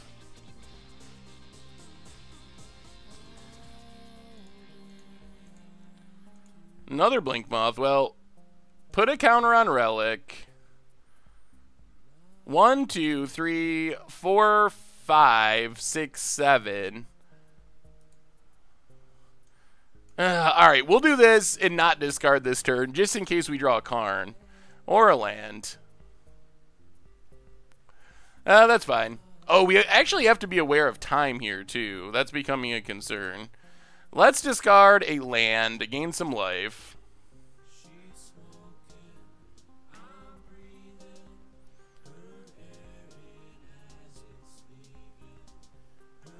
Play Blood Crypt, tapped, pass the turn. Now we're going to go to work on our opponent's land with Tech Edge and Ghost Quarter. Why gain life? Gaining life seems pretty good against Affinity. Yeah, we're going to Tech Edge a land and then probably Ghost Quarter a land as well. I don't know if we'll Ghost Quarter, actually. I'm not really worried about the Blink Moss at this point. We're at a high enough life total, but we're definitely going to kill Ink Moth. That's a bit scary. If we draw a Crucible, then we'll just go to town with this Ghost Quarter.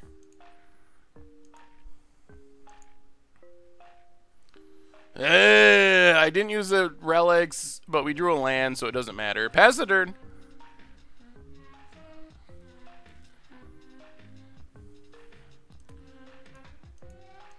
Did our opponent draw a real card? Edge Champion's a real card.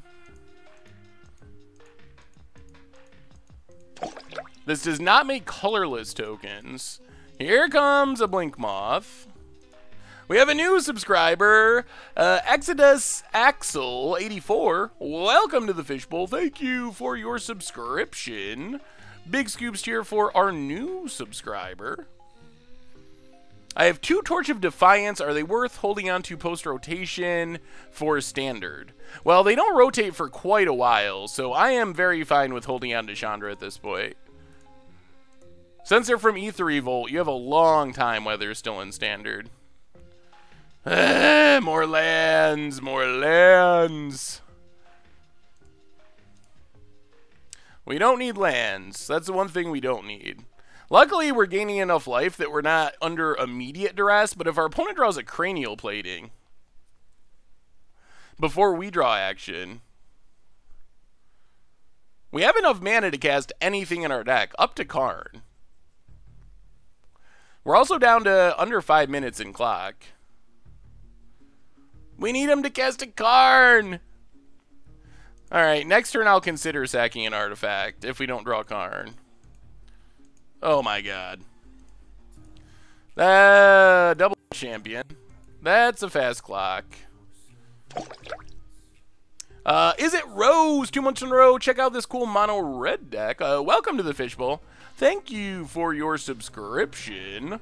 Big scoops here for our new subscriber. Yes, you should get rid of Gideon because of rotation. Karn gets rid of Etch Champions, which is pretty helpful.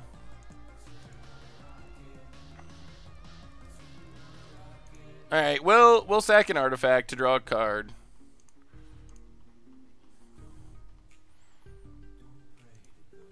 Things keep getting better. Opponents drawn Etch Champions. We've drawn an insane number of lands in a row. 1, 2, 3, 4, 5, 6 or so. Still getting rid of a champion is pretty helpful here because we're going to die. Primo, 6 months in a row, gonna do a Legacy Cube. Possibly at some point, but not tonight. Here they come. Getting hit for 6. We'll take it. Put a charge counter. We have another Vandal Blast in our deck. Hey, Pyroclasm! We are being mocked by our deck. Well, I guess we have to sack another Coalition Relic. Oh, God. This is so bad. So unbelievably disappointing. Our opponent in these... Wouldn't you know it? Now that we can't cast it, we draw Karn.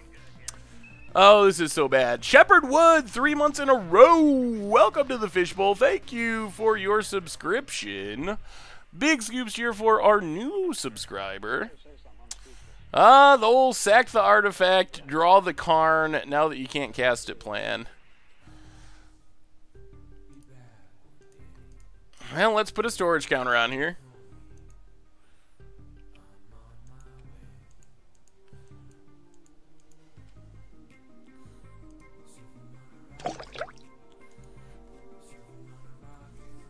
New subscriber, Michaely Modi. Welcome to the Fishbowl. Thank you for your subscription. Big scoops here for our new subscriber. 1, 2, 3, 4, 5, 6, 7. I mean, I guess we got to do this. We don't really have an option. We drop to 1 and then we probably still lose. All right. Dissy1, welcome to the Fishbowl. Thank you for your subscription. Big scoops here for our new subscriber. So there's a Karn. Karn kills the Nets champion. Also buys us a bit of time since our opponent's probably going to have to attack it. Pass the turn. How do we do this? With all the cat in Amonkhet, I feel like they would ban Saheerai over Guardian. I can't imagine that Wizards would ban a Planeswalker over an Uncommon. Our opponent drew a Galvanic Blast, and now we lose. Wow!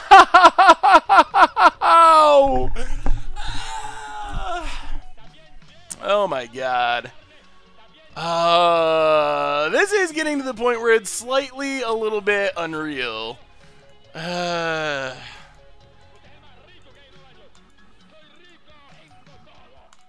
Alright. Are you giving me a punt because our opponent, you can't Pyroclasm something with protection from red, unfortunately. That just doesn't work. I mean, I don't think the deck is as bad as it looks. I really think that we've gotten just unlucky. See you, Twisted Nails. Protection from red, though, it still just won't be dealt damage. Couldn't discard it and also play the Karn.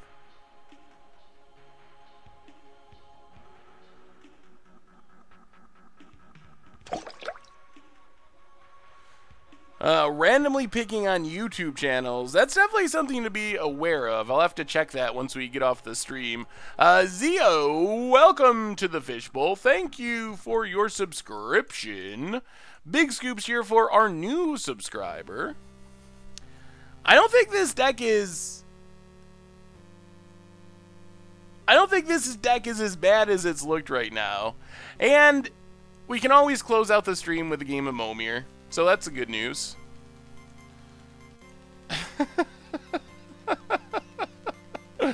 Oh, it's eggs.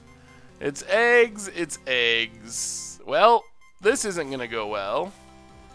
Turn 0 Leyline against our Hand of Discard.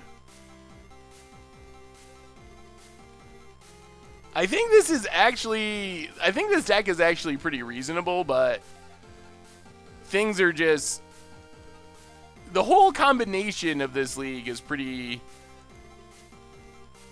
hard to describe. Modern is a really diverse place, and you never know what you'll run into, and sometimes your deck just doesn't line up with your opponent's deck. Well, we do play the viewer battles of Momir, so if you want to play Momir sometime, get on the Momir list.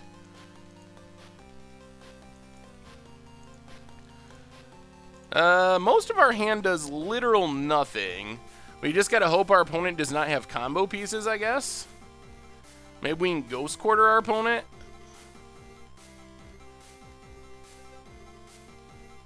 Oh, it's the nuts! It's the nuts.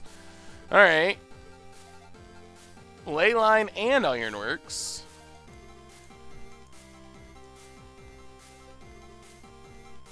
Opponent passes.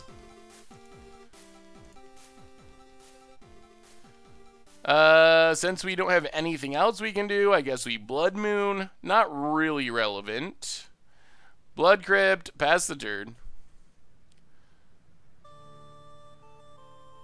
No, I think that Modern is actually in a good place, but I mean, if you look at where we're at, we played Mono Green Aggro, which isn't a deck you'll run into often, but happens to line up really well with what we're doing. We played Affinity, now we're playing Eggs combo, and we played something else too.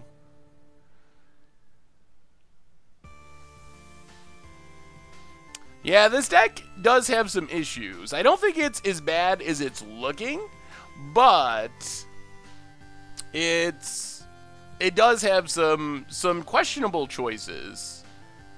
I am interested in playing it more though.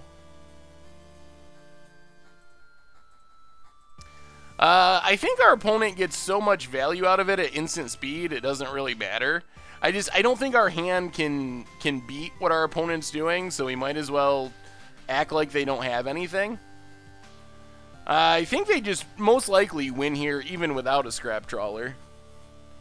Fried lambs. Normally Jay Zoller does it. I'm not sure if Jay Zoller is here at the moment. But the mod should be able to do it.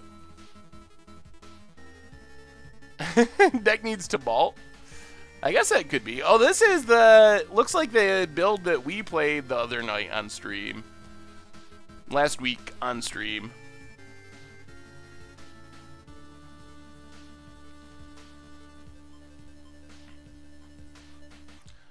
Jay Zoller. Jay Zoller's always here. Well, if you want to get on the Momir list, Jay Zoller is the person who can put you on it.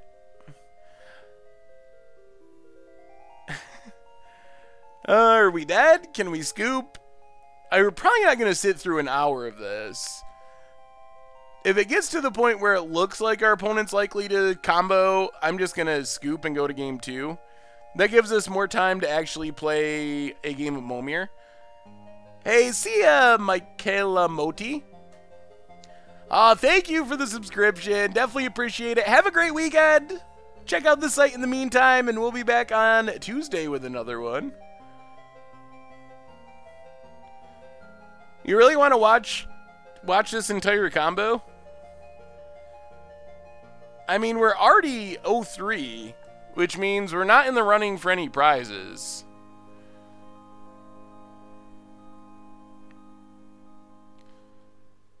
Need to update the record to the 0-3.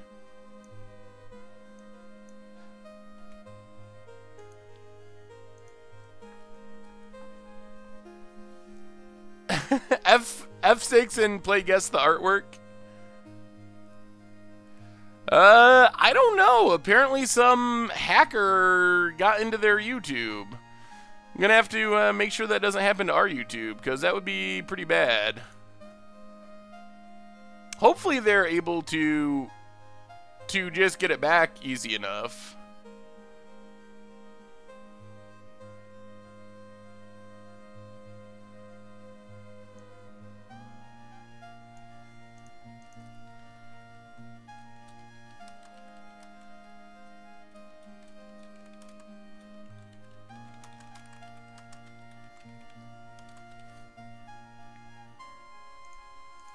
Well, there's a hanger back. Oh, this version is a bit different than our version. We get a Chandra.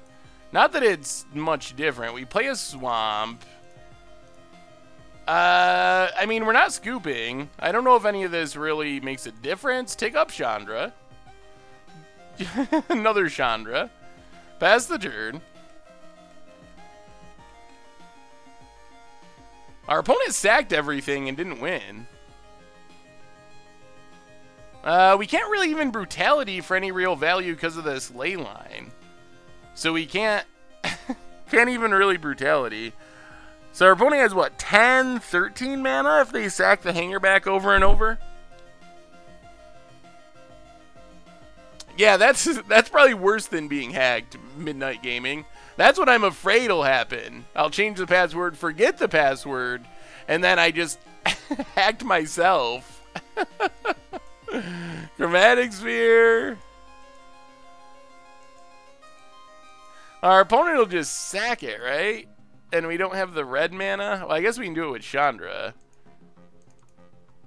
So play this.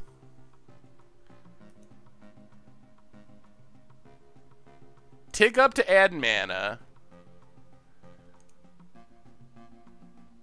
Bolt Hangerback Walker.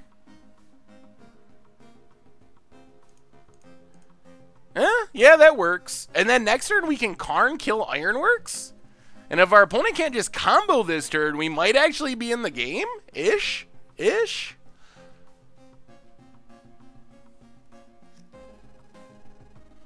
Alright. That worked. So, pass the turn. Not to be picky or anything, but I don't know the situation. But it feels unlikely that they were hacked, more likely fished.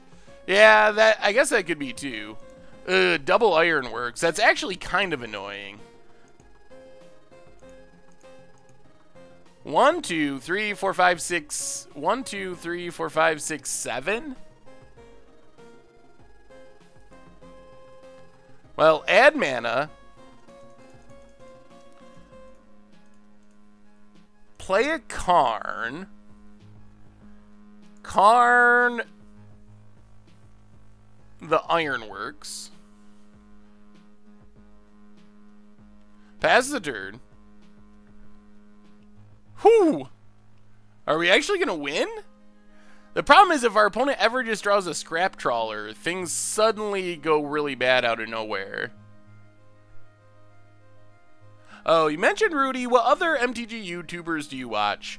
Most of the typical ones. Keep up on what the Professor and Wedge are doing. I find Rudy very entertaining. I don't agree with Rudy a high percentage of the time, but he is extremely entertaining. The Magic Mike's cast I mentioned before. Yeah, I'm not sure why our opponent's not sacking things.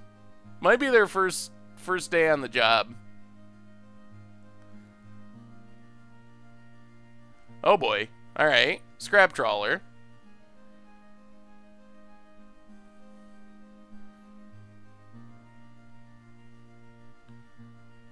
Sacks. Adds green.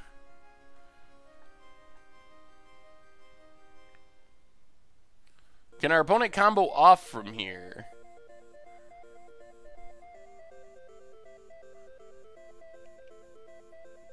Fetch lands out of Modern? No. We need fetch lands in Modern, I think. I don't think we can get rid of them. There's the Chalice. 1 mana floating. Sacks the Chalice.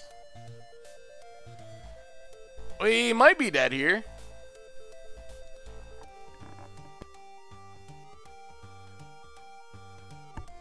Main deck Leyline really got us pretty good here. I don't know if I think Modern really is in a pretty good place at the moment. Magical Hack, I believe, is a real card.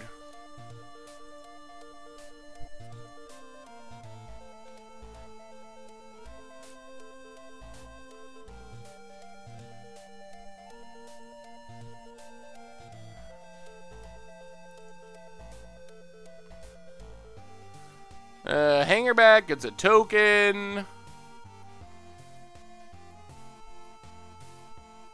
So are we dead now?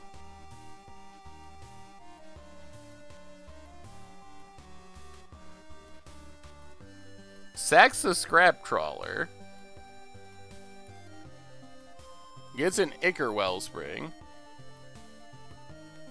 Plays the Ichor Wellspring.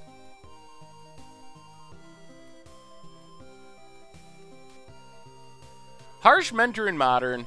I'm not sure on Harsh Mentor yet. It's very, very powerful in certain matchups. Okay. And our opponent... I'm guessing our opponent's just learning the deck, because some of that stuff was very awkward. Does Grafdigger's Cage do things here? Not really?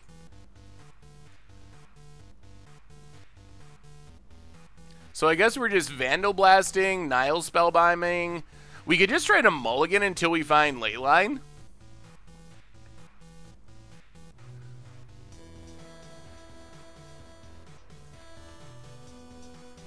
Detritivore, not sure, probably not. I will say our Detritivore has not been very stellar in these matchups. We got to get rid of all of our sweepery effects. Killing Scrap Trawler is pretty good. I wish we had a way to just kill a Leyline, but... I think Drakehaven is one of the sweetest build-around me's in Amonkhet. One of the cards I'm most excited to build around.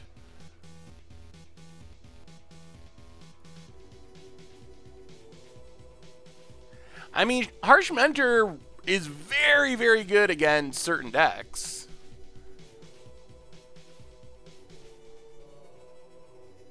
Oh, man.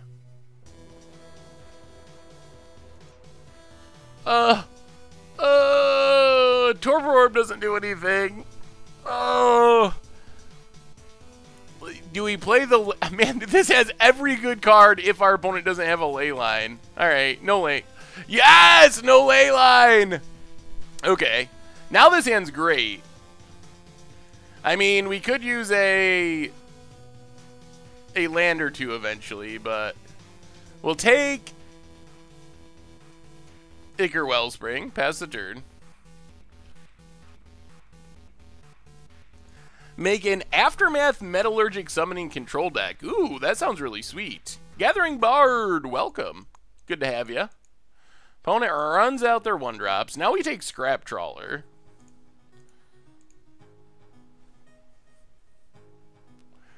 The last card in their hand is Emrakul. I'm not sure exactly where to play Drakehaven yet. Maybe just a control deck.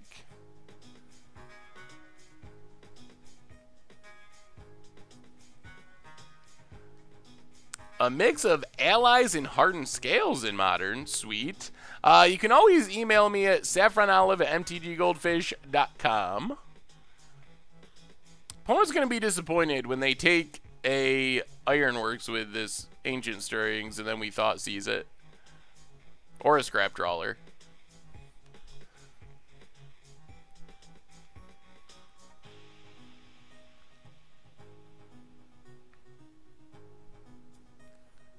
Or just a Mox Opal. There's a Mox Opal. And an Ichor Wellspring.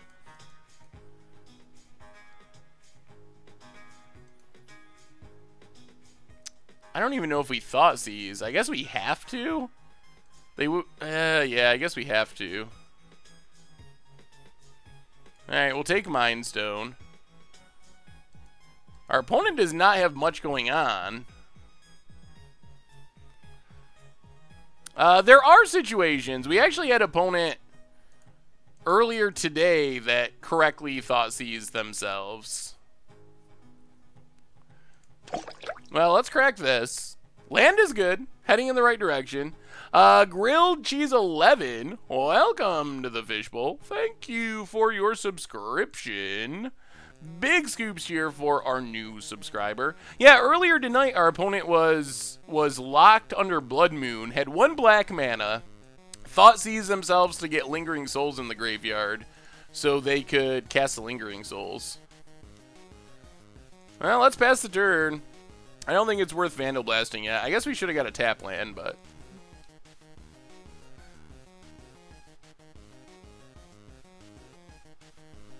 There's Chromatic Sphere. And passes. Land? Alright, the world's slowest land. Pass the turn. We're almost to Chandra. And getting to Vandal Blast with Kicker off of Chandra, or with Overload, is going to be very good. Will Lupine Alpha finally see play? With Bantu, Fling, Heckmat, Lupin Prototype, I kinda doubt it. Ooh, alright.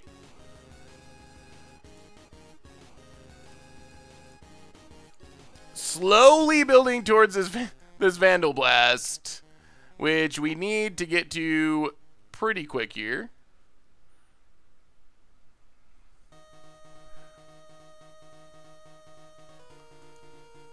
I still don't think it's actually good.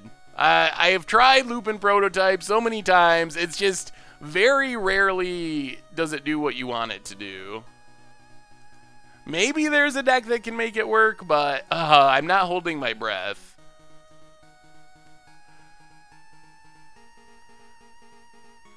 Come on, land! Land for Vandal Blast.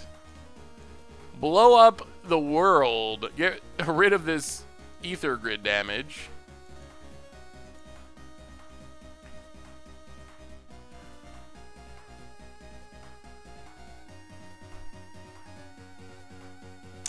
The problem is flinging Prototype's only 5 damage. It's not like game over damage. Land? not land. Alright, we'll kill the Mox Opal.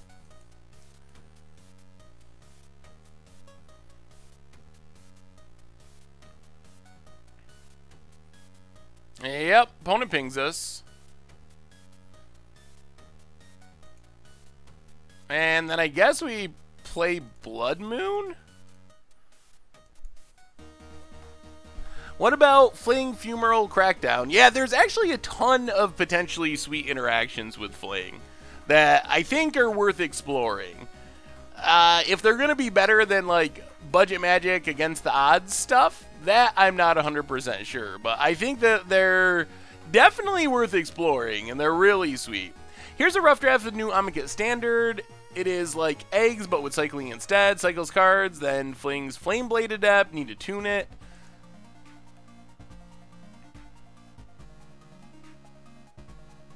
Yeah, that looks like it could work. And there's the Trawler. Luckily, no sack outlet yet. Come on, land! One-time deck. Give us a land off the top. I guess our opponent gets back a bunch of artifacts, which makes it worse.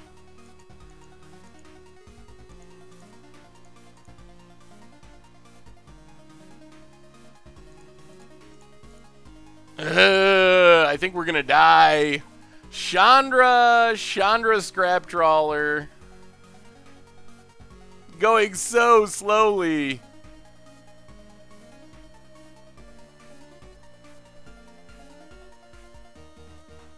Yeah, Pummeler Fling, a Tog Fling, or Ravenous Intruder Fling.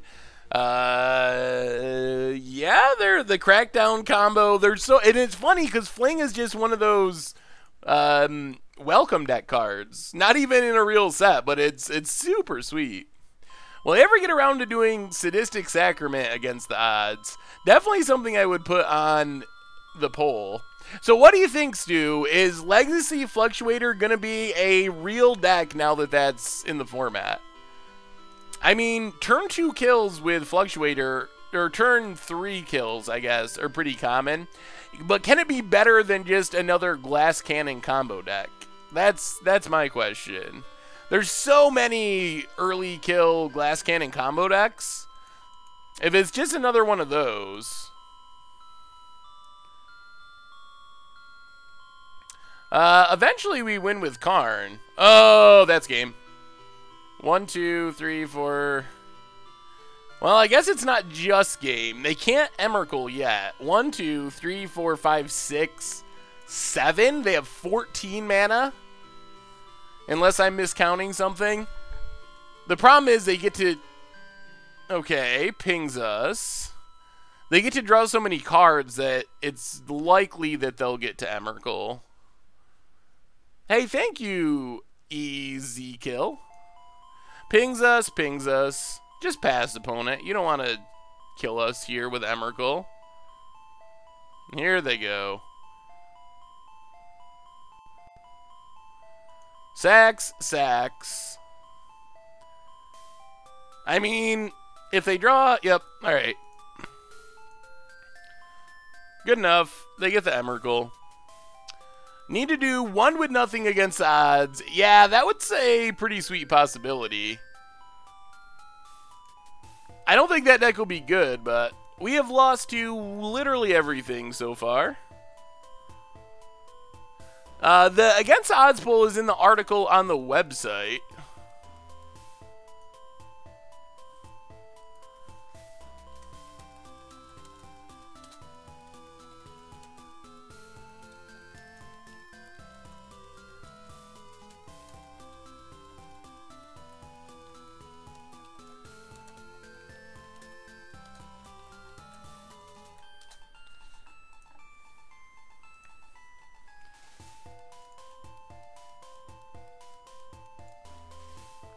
The O5 Dream is alive. Very alive and well.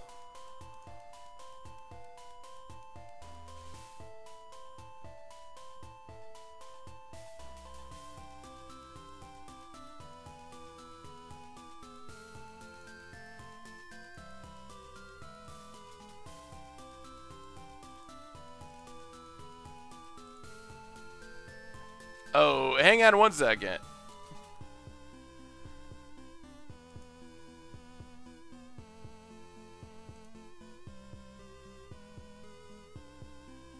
Hey, my name's Jeremy. Geez. Looks like, according to Twitter, and I just checked it, looks like MTG headquarters has also gotten bit by the bug of getting hacked. Oh, come on, scry into a land. This deck. Why? Why are we playing Reflecting Pool? Why, God? Why? Why? Oh.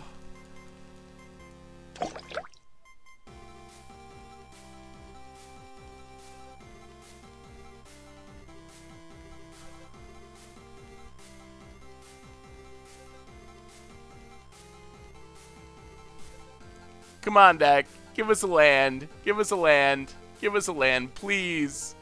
Please. Okay, we got a land. Alright. Things are looking up. This Reflecting Pool went from amazingly bad to somewhat playable. Play a Misty. Or Misty. Nile Spellbomb. I do not know where I got Misty from. Does Red Deck Wins actually have a shot in Standard? It may. It's gonna depend on what the format looks like, but it's not impossible. Chromatic Sphere, etc., etc. More lands, please. Well, Thoughtseize is pretty good. Ironworks? Ancient Stir, alright. They can keep all their spheres. We'll take the Ancient Stirrings. Yeah, our life total is somewhat relevant.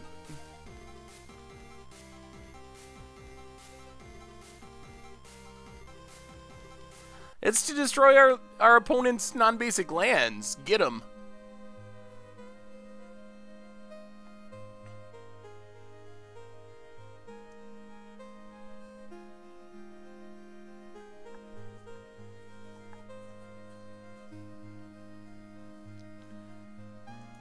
Oh! Oh, and they ripped in Ironworks. Well, now we're probably just going to have to Vandal Blast Ironworks. Jeez, that was a good one.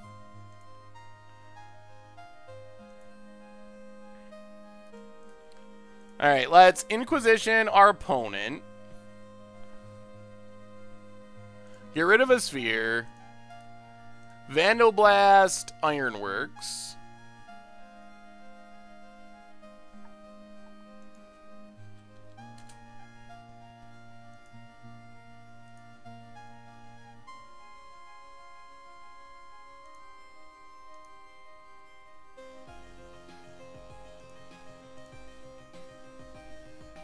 And pass the turn.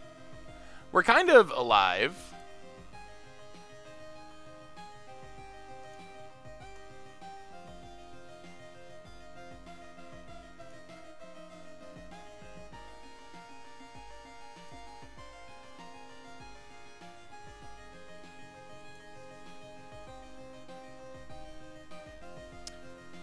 What's our opponent have?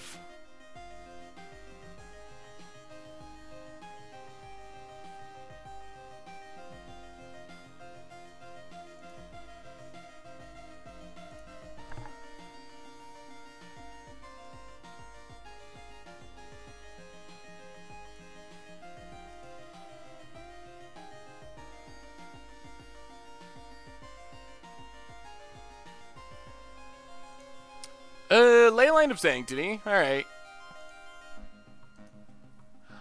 Would you do a video series of decks involving the Amonkhet gods? Well, they're likely to see play in Commander Clash. Whether or not, maybe. We could possibly do them for something like Budget Magic or whatnot. Could work. Well, we might as well play Blood Moon here. We don't have much else going on.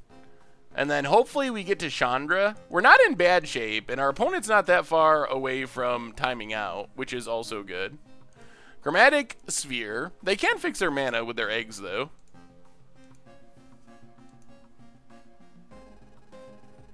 The 2-mana 4/4. It's Fury Blade Militant. Fury Blade Militant, Stu. Also known as Furry Blade Militant. Alright, it's Chandra time. Hopefully this Chandra can kill our opponent before they do anything sweet. Having a Nile Spellbomb around is pretty helpful. Take up Chandra. We would have liked Karn at some point. I guess we're way away from actually casting it. What's for this week's Brewers Minute? This week we're talking about building combo decks and how to build a deck around a combo that you discover.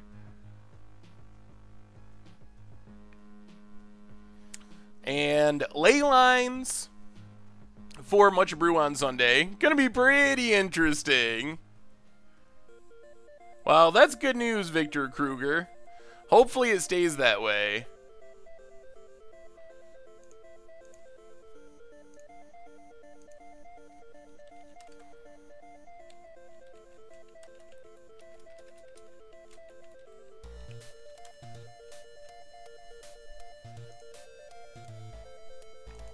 There's the Scrap Trawler. Well, there's a Lightning Bolt. So let's take up Chandra.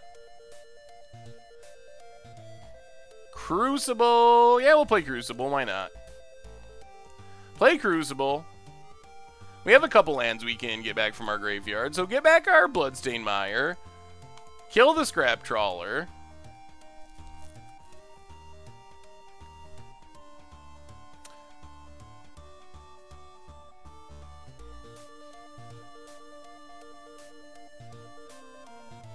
Discarding Roar the Worm with a 4/3 could be a solid Gruul plan. Yeah, it could be pretty reasonable. Opponent sacks their Mind Stone. I think our opponent might be at risk of timing out. Oh yeah, you're right. It targets. Yup. Well, we can't stop the graveyard then. Oh well.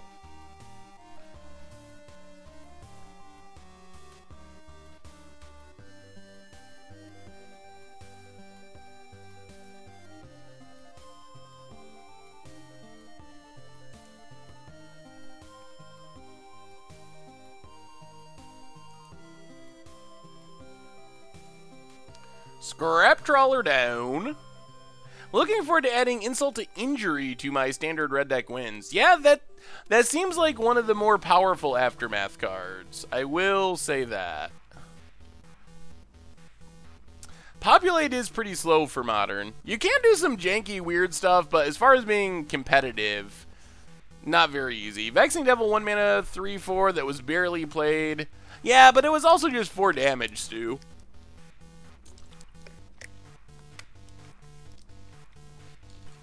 That's the thing with Vexing Devil, though. It was almost always just a lava spike +1 a lot of the time. Unless your opponent had a removal spell, then it was nothing. Well, a removal spell. Well, take up Chandra. Oh, yes, yes. That's a card we like drawing. Vandal Blast you, opponent. See you later, artifacts. I do get to draw from Terrarion. Alright, pass the turn. And we got there! We got there! Moving up to the 1-3 bracket. You can't beat us, eggs. Trawler eggs. Ooh, sweet. Alright, we gotta do a quick 30-second ad for some of you, and then we will be right back.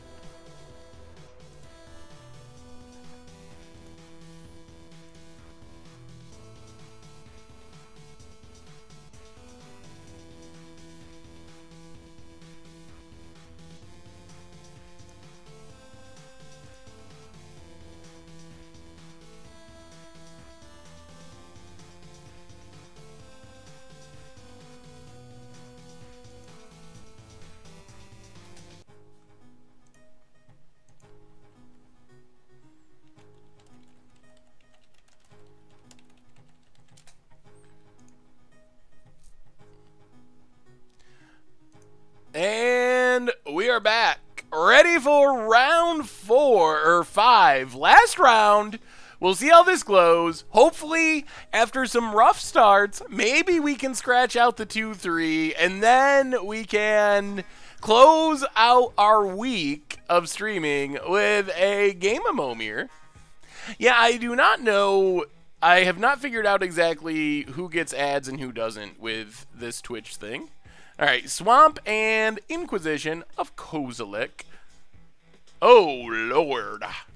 Well, gotcha. Crucible. Crucible seems pretty good against the land destruction plan. So I think we take Beast Within, then we kill Arbor Elf, then we play Crucible, and our opponent's plan all of a sudden looks horrible. I'm liking that. Pass the turn.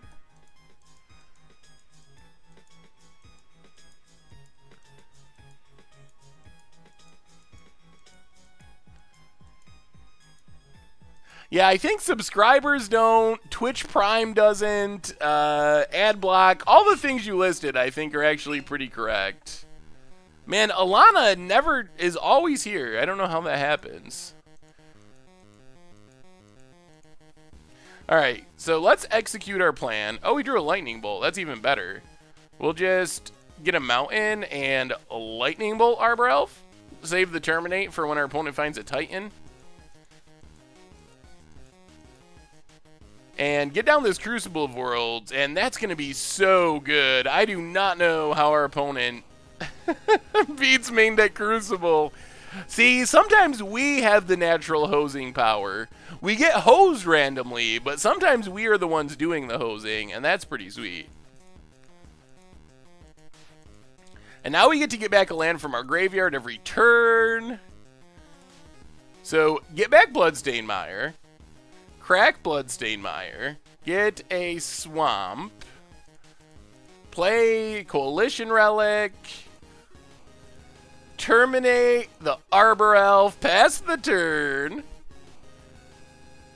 There's no way our opponent can have main deck. No way they can have main deck Ancient Grudge. I wouldn't think. That would be insane.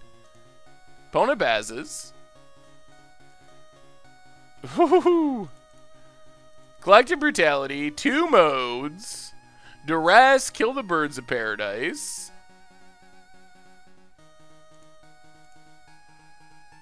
Discard our ramp.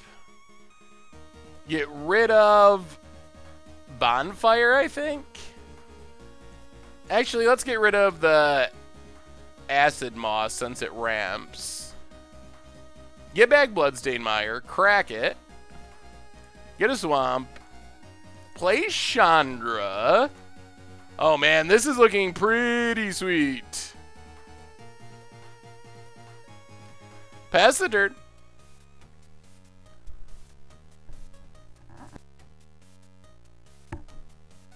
Yes! Take that, Banza. Well, we probably don't want our Blood Moons, because our opponent is also playing Blood Moons. What do we want is a better question against this deck. And I think we just hope we draw Crucible of the Worlds. I think that's pretty much it. If we draw Crucible, life is awesome. If we don't, life is a little less awesome.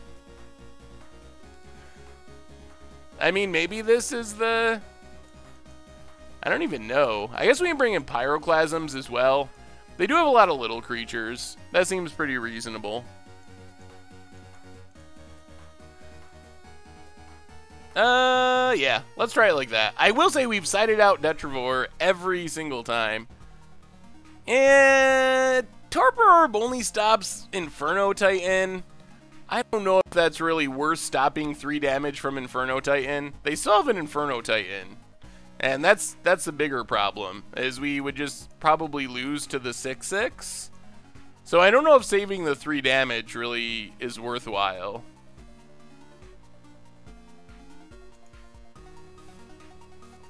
Yeah, those aren't the kind of abilities, like messing with amounts of life gain and life loss. I think Torpor Orb is more to stop combos than anything. Alright, well, we're going to do the Bolt the Bird trick. Care Keep. That's a land you can destroy, opponent, and I will not be too sad. Bolt the Bird, pass the turn. We are playing Detritivore Moon Walkers, which has been pretty interesting. We're in the last round of our league, then we're going to wrap up with a game of Momir. Opponent gets a tap land. Well, play our Care Keep, play some ramp, pass the turn. We're getting close to Obnixilis, a little farther from Karn. I run Huntmaster, Obstinate Baloth, Thragtusk, Inferno, mainboard, and Panza.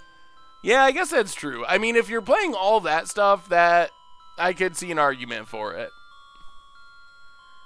That's a lot more enter the battlefield stuff than I was really thinking. Alright, Ancient Grudge. Sure.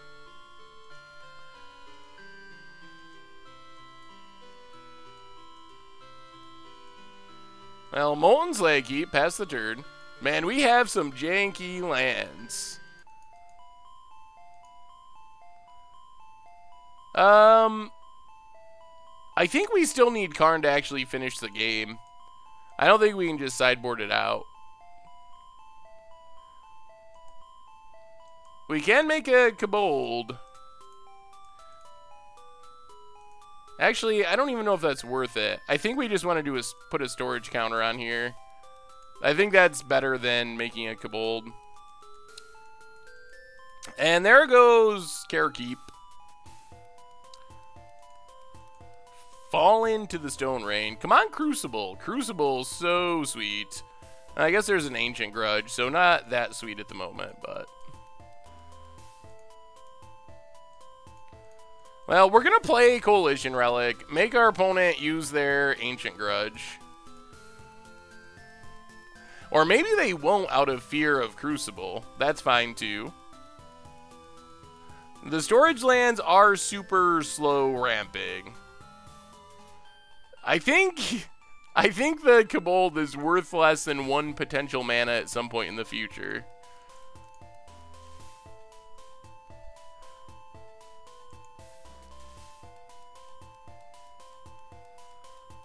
Yeah, I think that the mana base should be closer to that.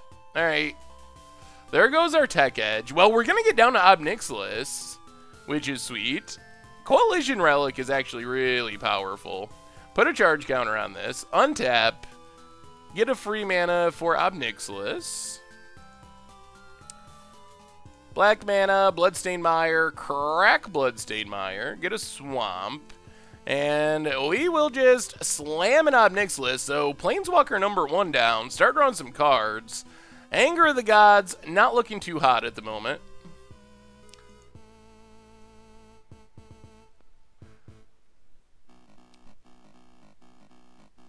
What's suspect, Stu? In a world of all those things? Doesn't it seem like Tower's gotten a lot worse?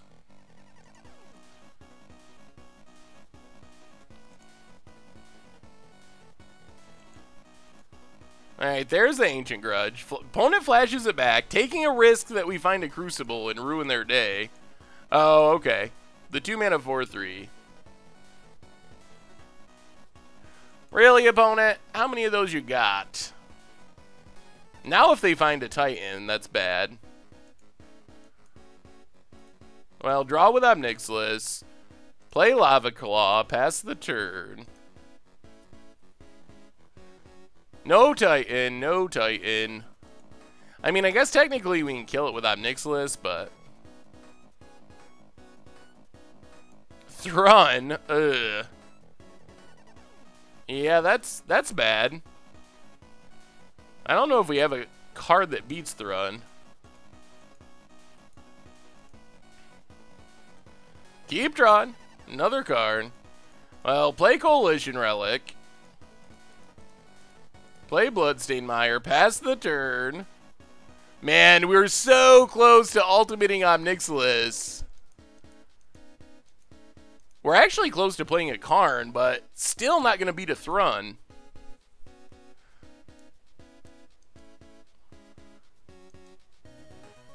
Yeah, this deck likes its janky lands. That is for very much sure.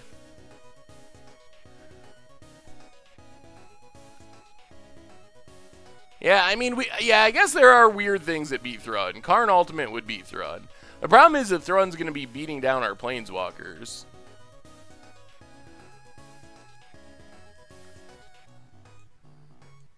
We don't have a card that can just kill it. Yeah, it's possible that Double Anger could get them. Oh, whoa! That puts us pretty close to dead.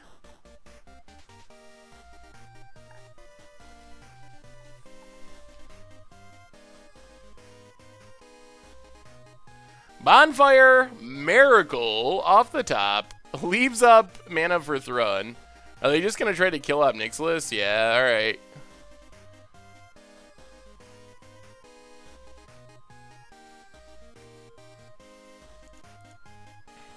Well, crack this. Down to 12.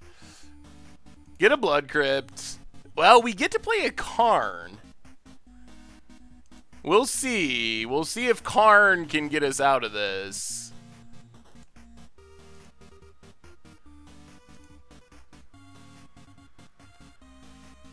And a Chandra. Well, drawing all these Planeswalkers is interesting. I've never been so disappointed in a Karn. Karn is so absurd, but it might not be absurd enough here. Play Karn.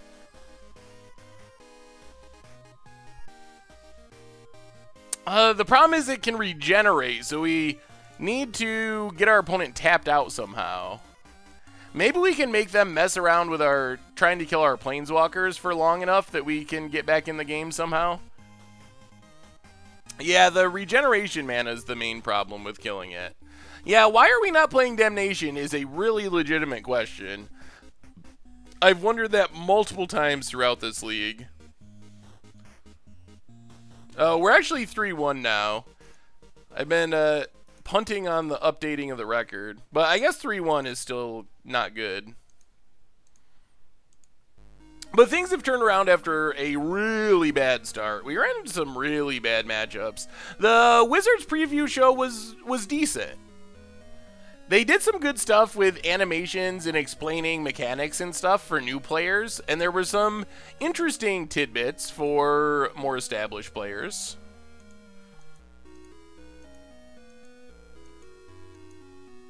Oh yeah, we're 1-3. Did I say 3-1? Yeah, that was backwards.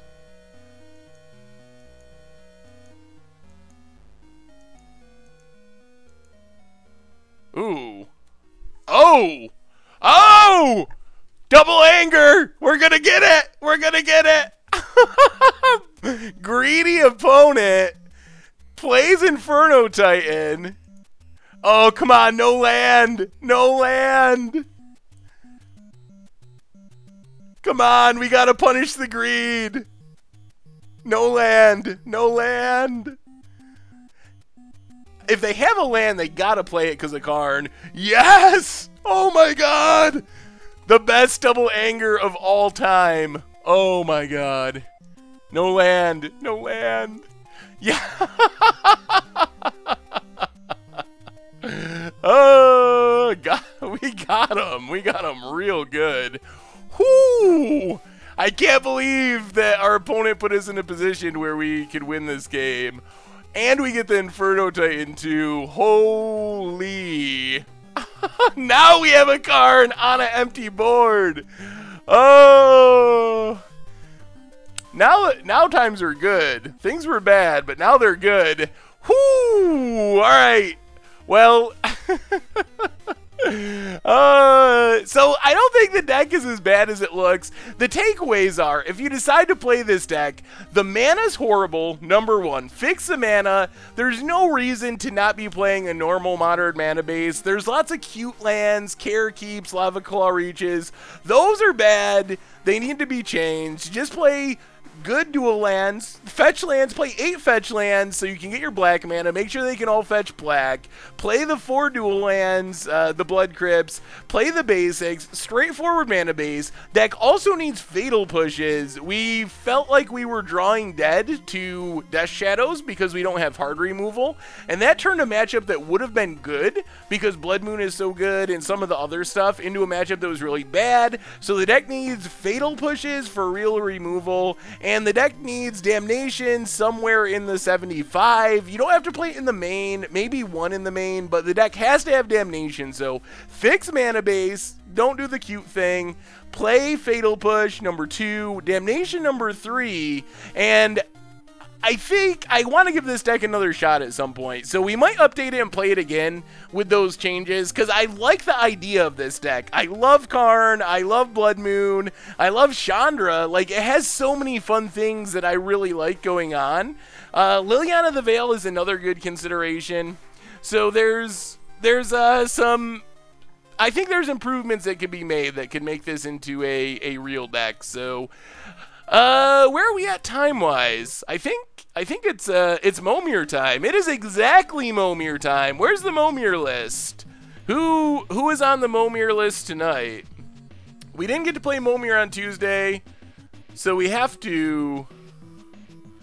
I don't think you can play 4-person Momir. How do I see the Momir list? Not like that. Alright. Getting closer. Ah, thank you, Strong Badinator. Saves the day. Filthy Casual, you're at the top of the list. I'm assuming that means you're not playing. You just gotta enjoy your seat on the top of the list. Moving down the list, we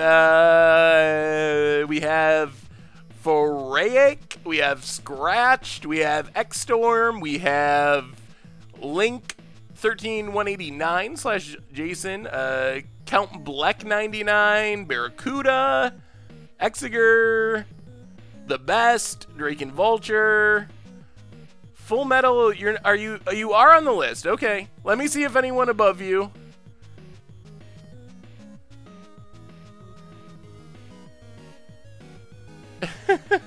I figured you were doing that to me, Jay Zoller. Alright, well, if no one above... Where'd it go?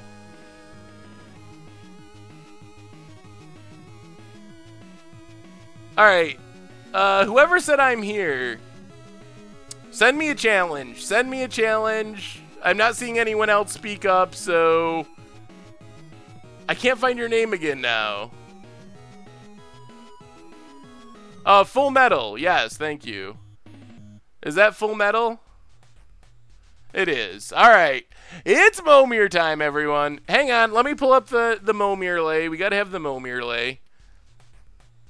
Can't forget that.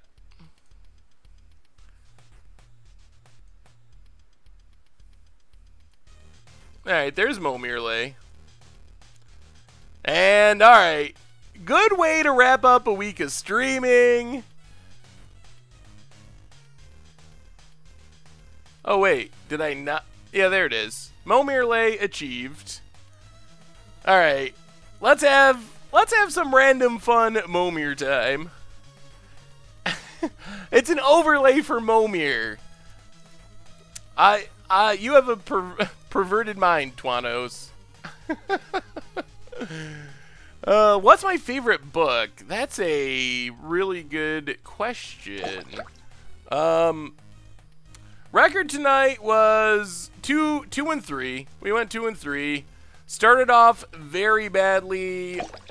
Pulled things together towards the end of the league. The deck has some issues. We talked about them, but I think it's redeemable. New subscribers, Vile Shrew, 5 months in a row. Awesome content. Well, thank you, Vile Shrew. Awesome subscription. And Vika Fit, welcome both of you to the Fishbowl. Thank you for your subscription. Big scoops here for our new and re-subscribers. All right, it's 2-drop time. Mana Dork, Phyrexian Revoker. Populate thing. Any of those would be sweet. Storm Entity. Okay. I guess that's a 2-drop. We normally start at 7 on Thursday, or no, 7 on Tuesdays Eastern Time in the PM, and 6 on Thursdays. Tonight we started a little later because of the Magic official Amonkhet preview thing. So we pushed it back a bit because of that. But normally 7 Tuesdays, 6 on Thursdays. Might have to see. I know they're doing this draft Super League coming up on Thursdays, and ooh, unfortunately we can never flip this, but I would rather not run against the draft Super League, but I don't know if anything will actually change. Crackling Fiend. Each opponent discards a card. That's actually pretty obnoxious. Well, for being a mythic, Chandra is surprisingly bad in Momir. So we just gotta play a land, pass the turn. I guess we can get in with Storm Entity. Try to get Phage. Well, we'll definitely make a 7-drop when we get there. I mean, I would rather not run against the Super Leagues. It just so happens that that's the time that we are often streaming.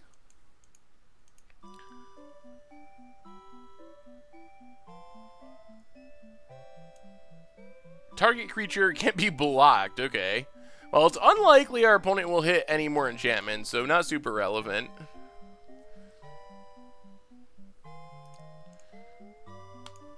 Ping you.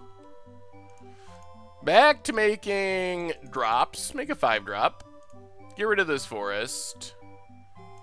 Naya's Sojourners. Hey, in honor of Amonkhet, we get a cycler.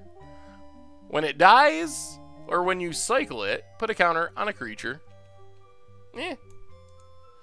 I will say that it seems like Wizards has printed more good cyclers in Amonkhet than a lot of the past sets. If you look at the cyclers from Shards of Alara, most of them were surprisingly bad. Can't block, enters the battlefield, clash. If you win, put a counter on it. God, that card is... Wow.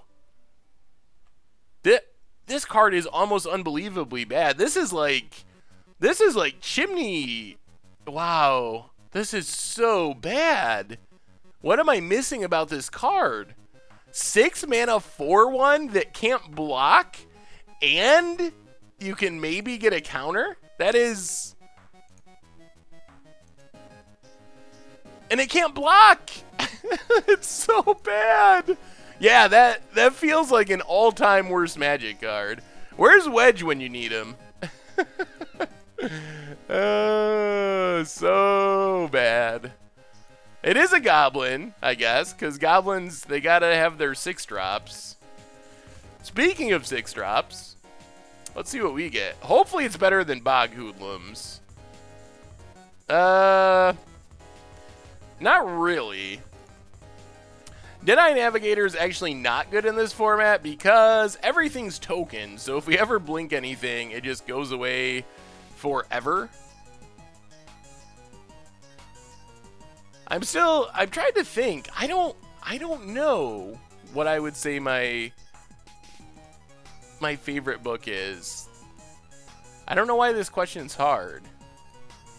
Probably shouldn't be.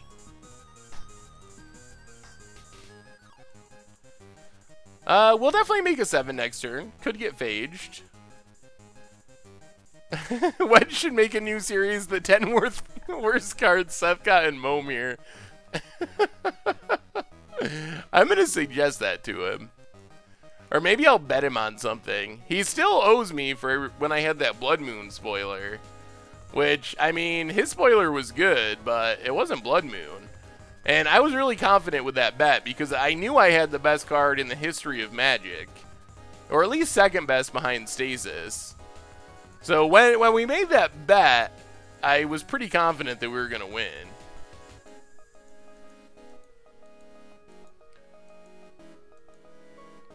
Unfortunately, Chandra only hits creatures. I wish we could. That would be hilarious to be able to ping to death our opponent's 6-drop. Alright, 7 mana.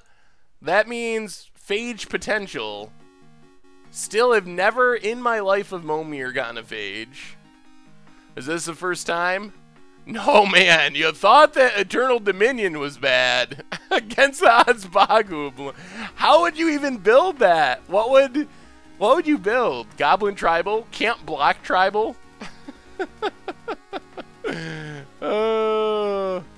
Man, Deadeye Navigator with Abhorrent Overlord would be pretty sweet if it was not Momir. It would be sweet in Commander or something.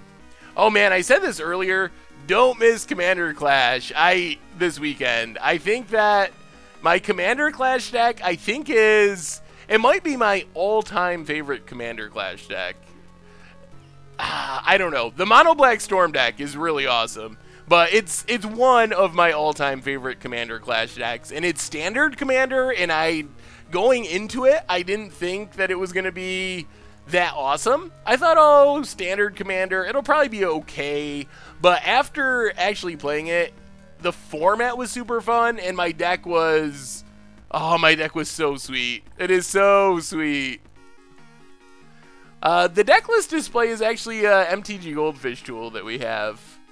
I think there are other similar options out there if you look around, but the one that I use is a tool we have at the site.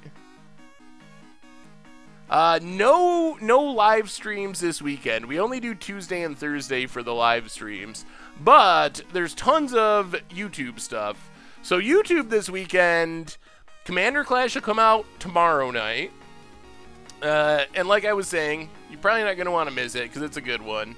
Then stream highlights and that stuff every week, but brewing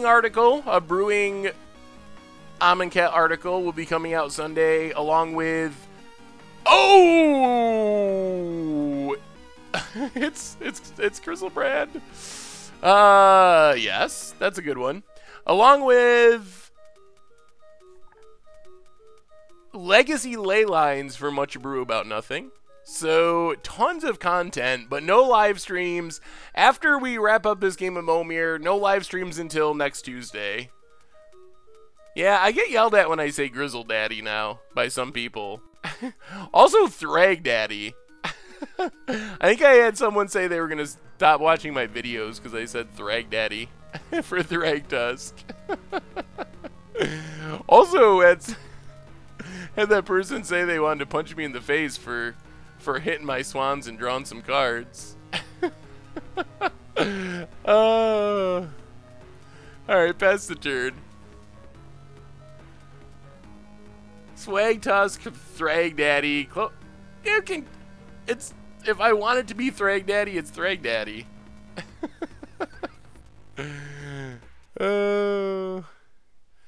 I do say Young Peasy on occasion.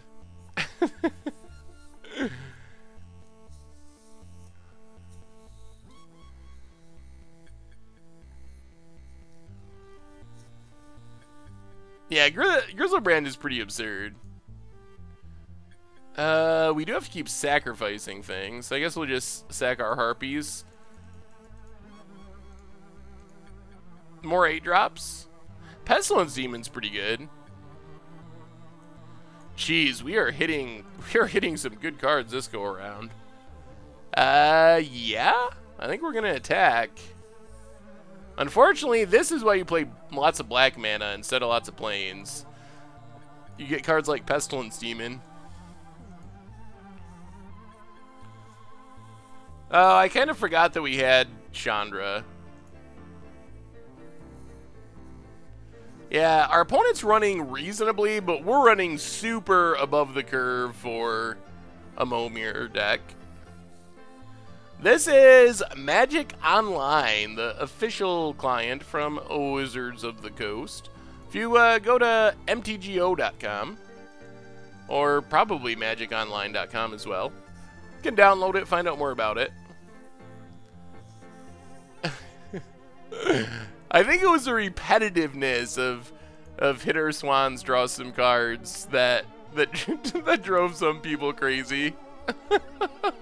I didn't even realize that it was happening, honestly. I didn't do that on purpose. It wasn't intentional. And then it probably made more sense when I was saying it naturally. But then when I edited out all the dead space, it kind of did just just repetitively, one right after another, say that many times in a row. So I didn't even realize it was a thing until people started commenting about it. That deck was fun. A Seth soundboard. I don't know.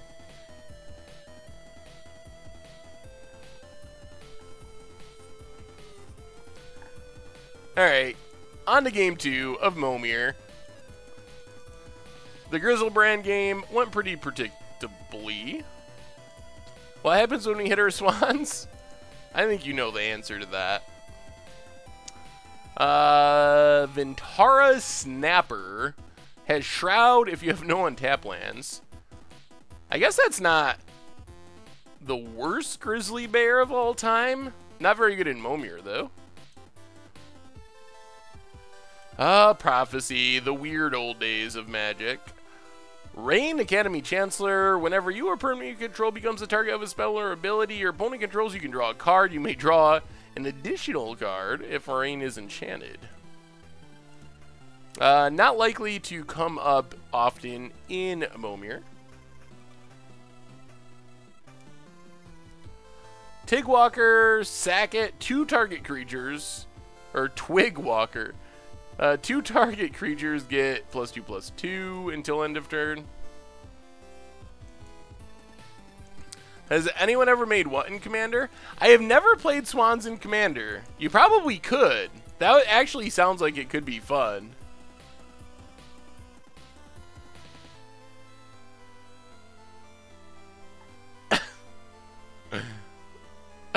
Undecipherable G's.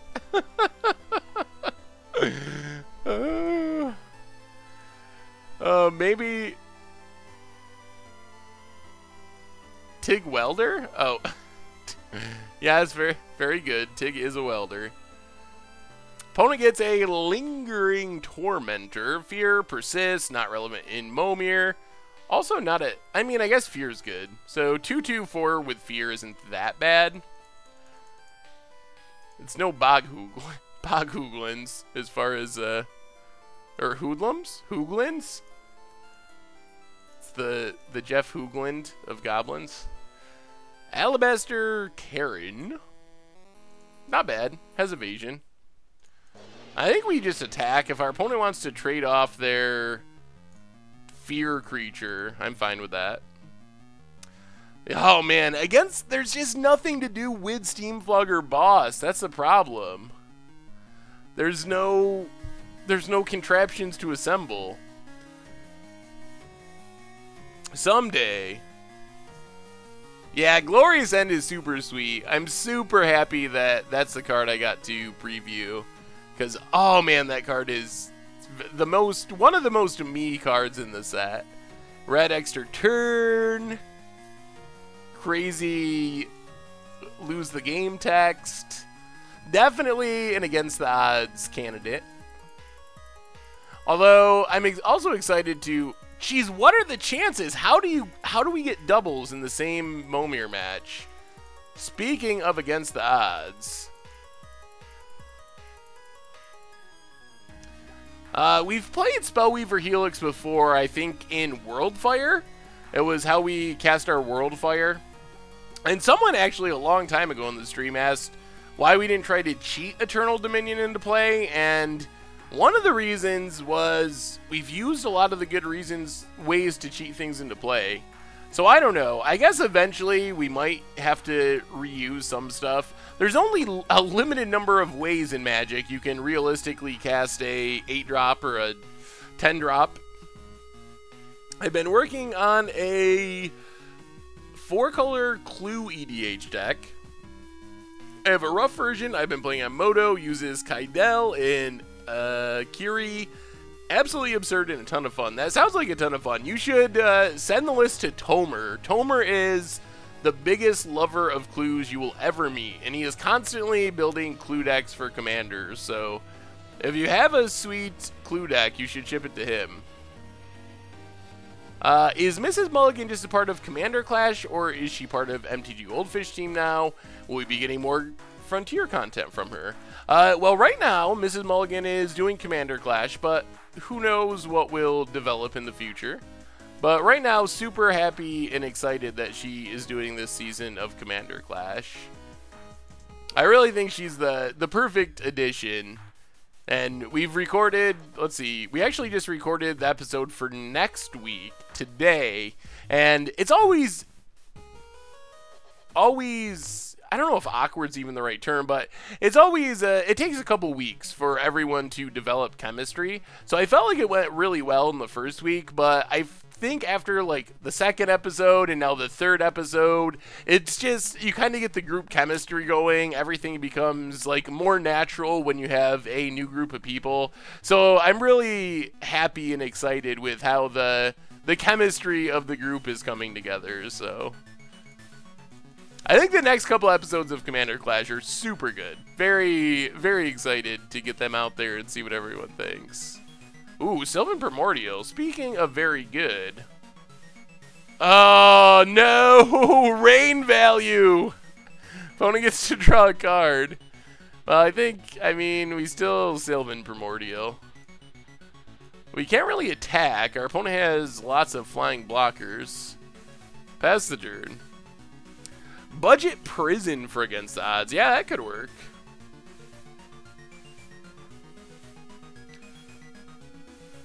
I'm pretty sure Mrs. Mulligan is married to Carrick. Tornado Elemental, 6 damage to each creature with flying. That's actually worse on our opponent than it is us, I think. They lose the best flyer out of the bunch. How can I email Tomer the list? I think it's budgetcommander@mtggoldfish.com. If you email it to me, I can also forward it to him. But I'm pretty sure budgetcommander@mtggoldfish.com goes to Tomer. And I'm, of course, Leash of the Tangle. Saffron Olive at mtggoldfish.com if you decide to go that direction. Clockwork Beast enters with 7 counters, does a bunch of things. Basically, generally gets smaller unless you spend a bunch of mana. We'll just pass for now. 8 drops are actually better than 9 drops. Saffron Olive at mtggoldfish.com is the best way to get in touch with me with lists and stuff like that.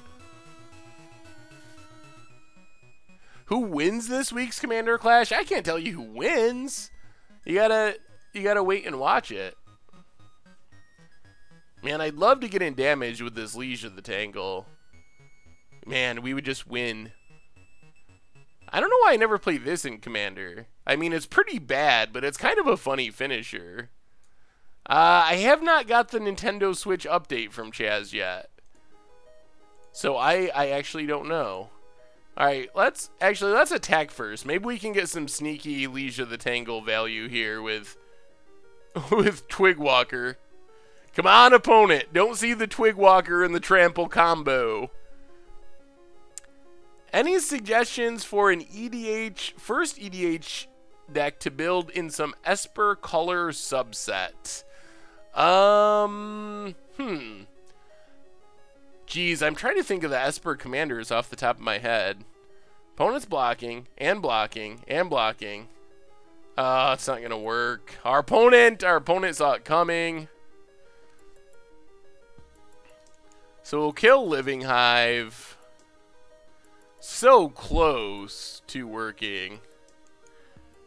Alright, whatever. Twigwalker, you failed us.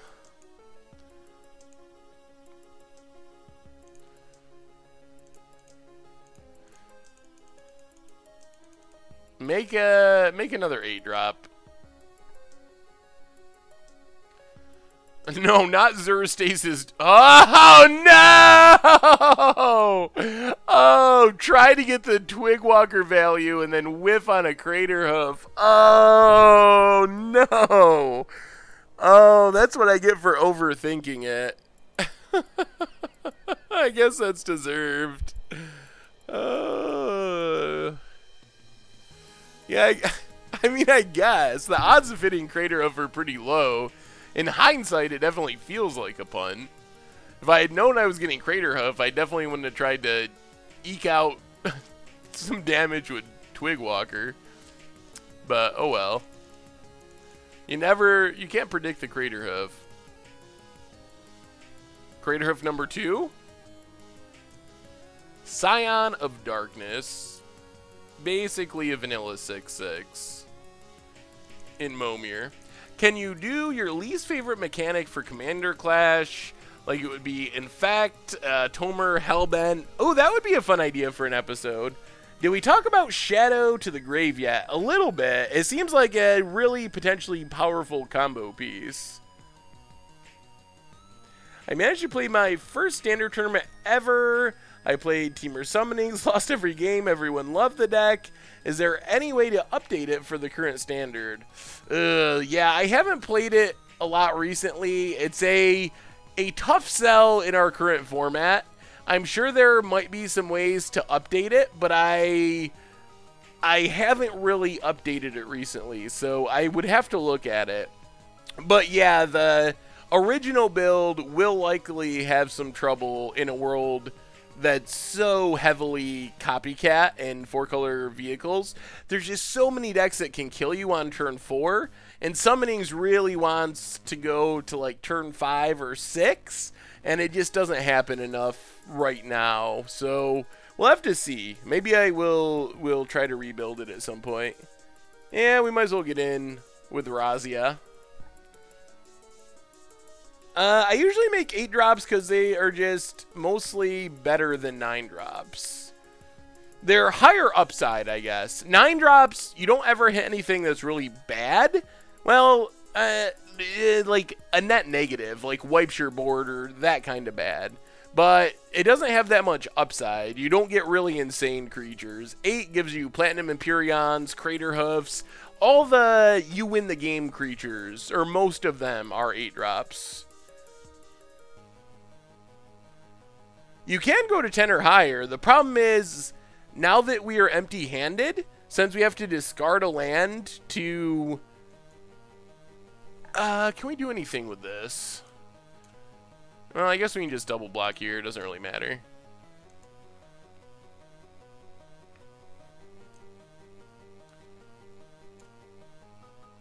And then shoot down this thing?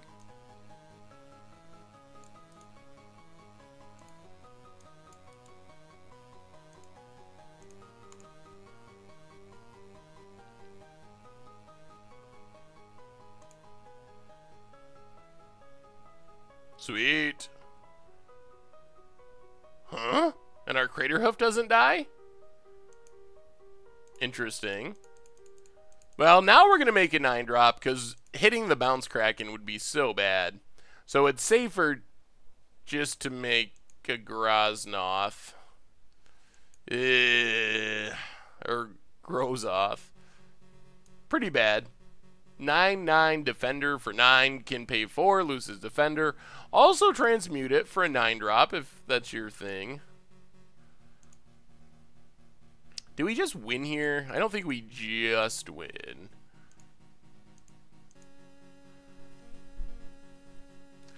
Hey, welcome, Liches.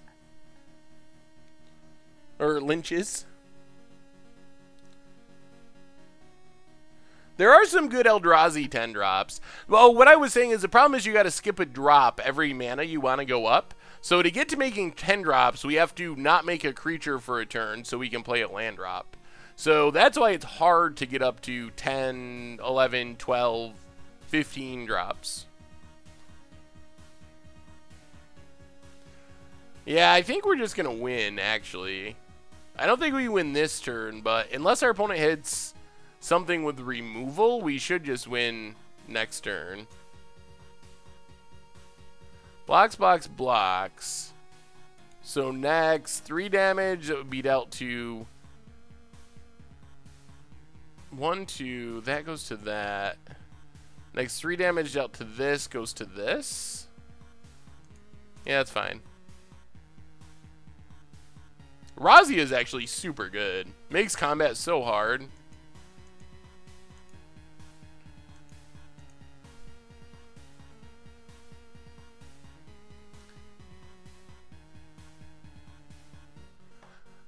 We did draw 7, but we also won too quickly. Ooh, Stonehoof Chieftain is very scary, but not gonna beat Razia.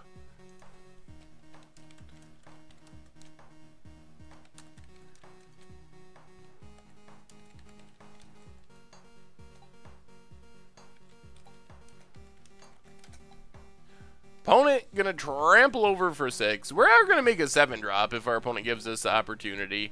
Gotta take the roll. See if we hit a phage. All right, this is where the magic gods get a chance to make us lose if they want. Nope, it's an if. Good game, opponent. Good game.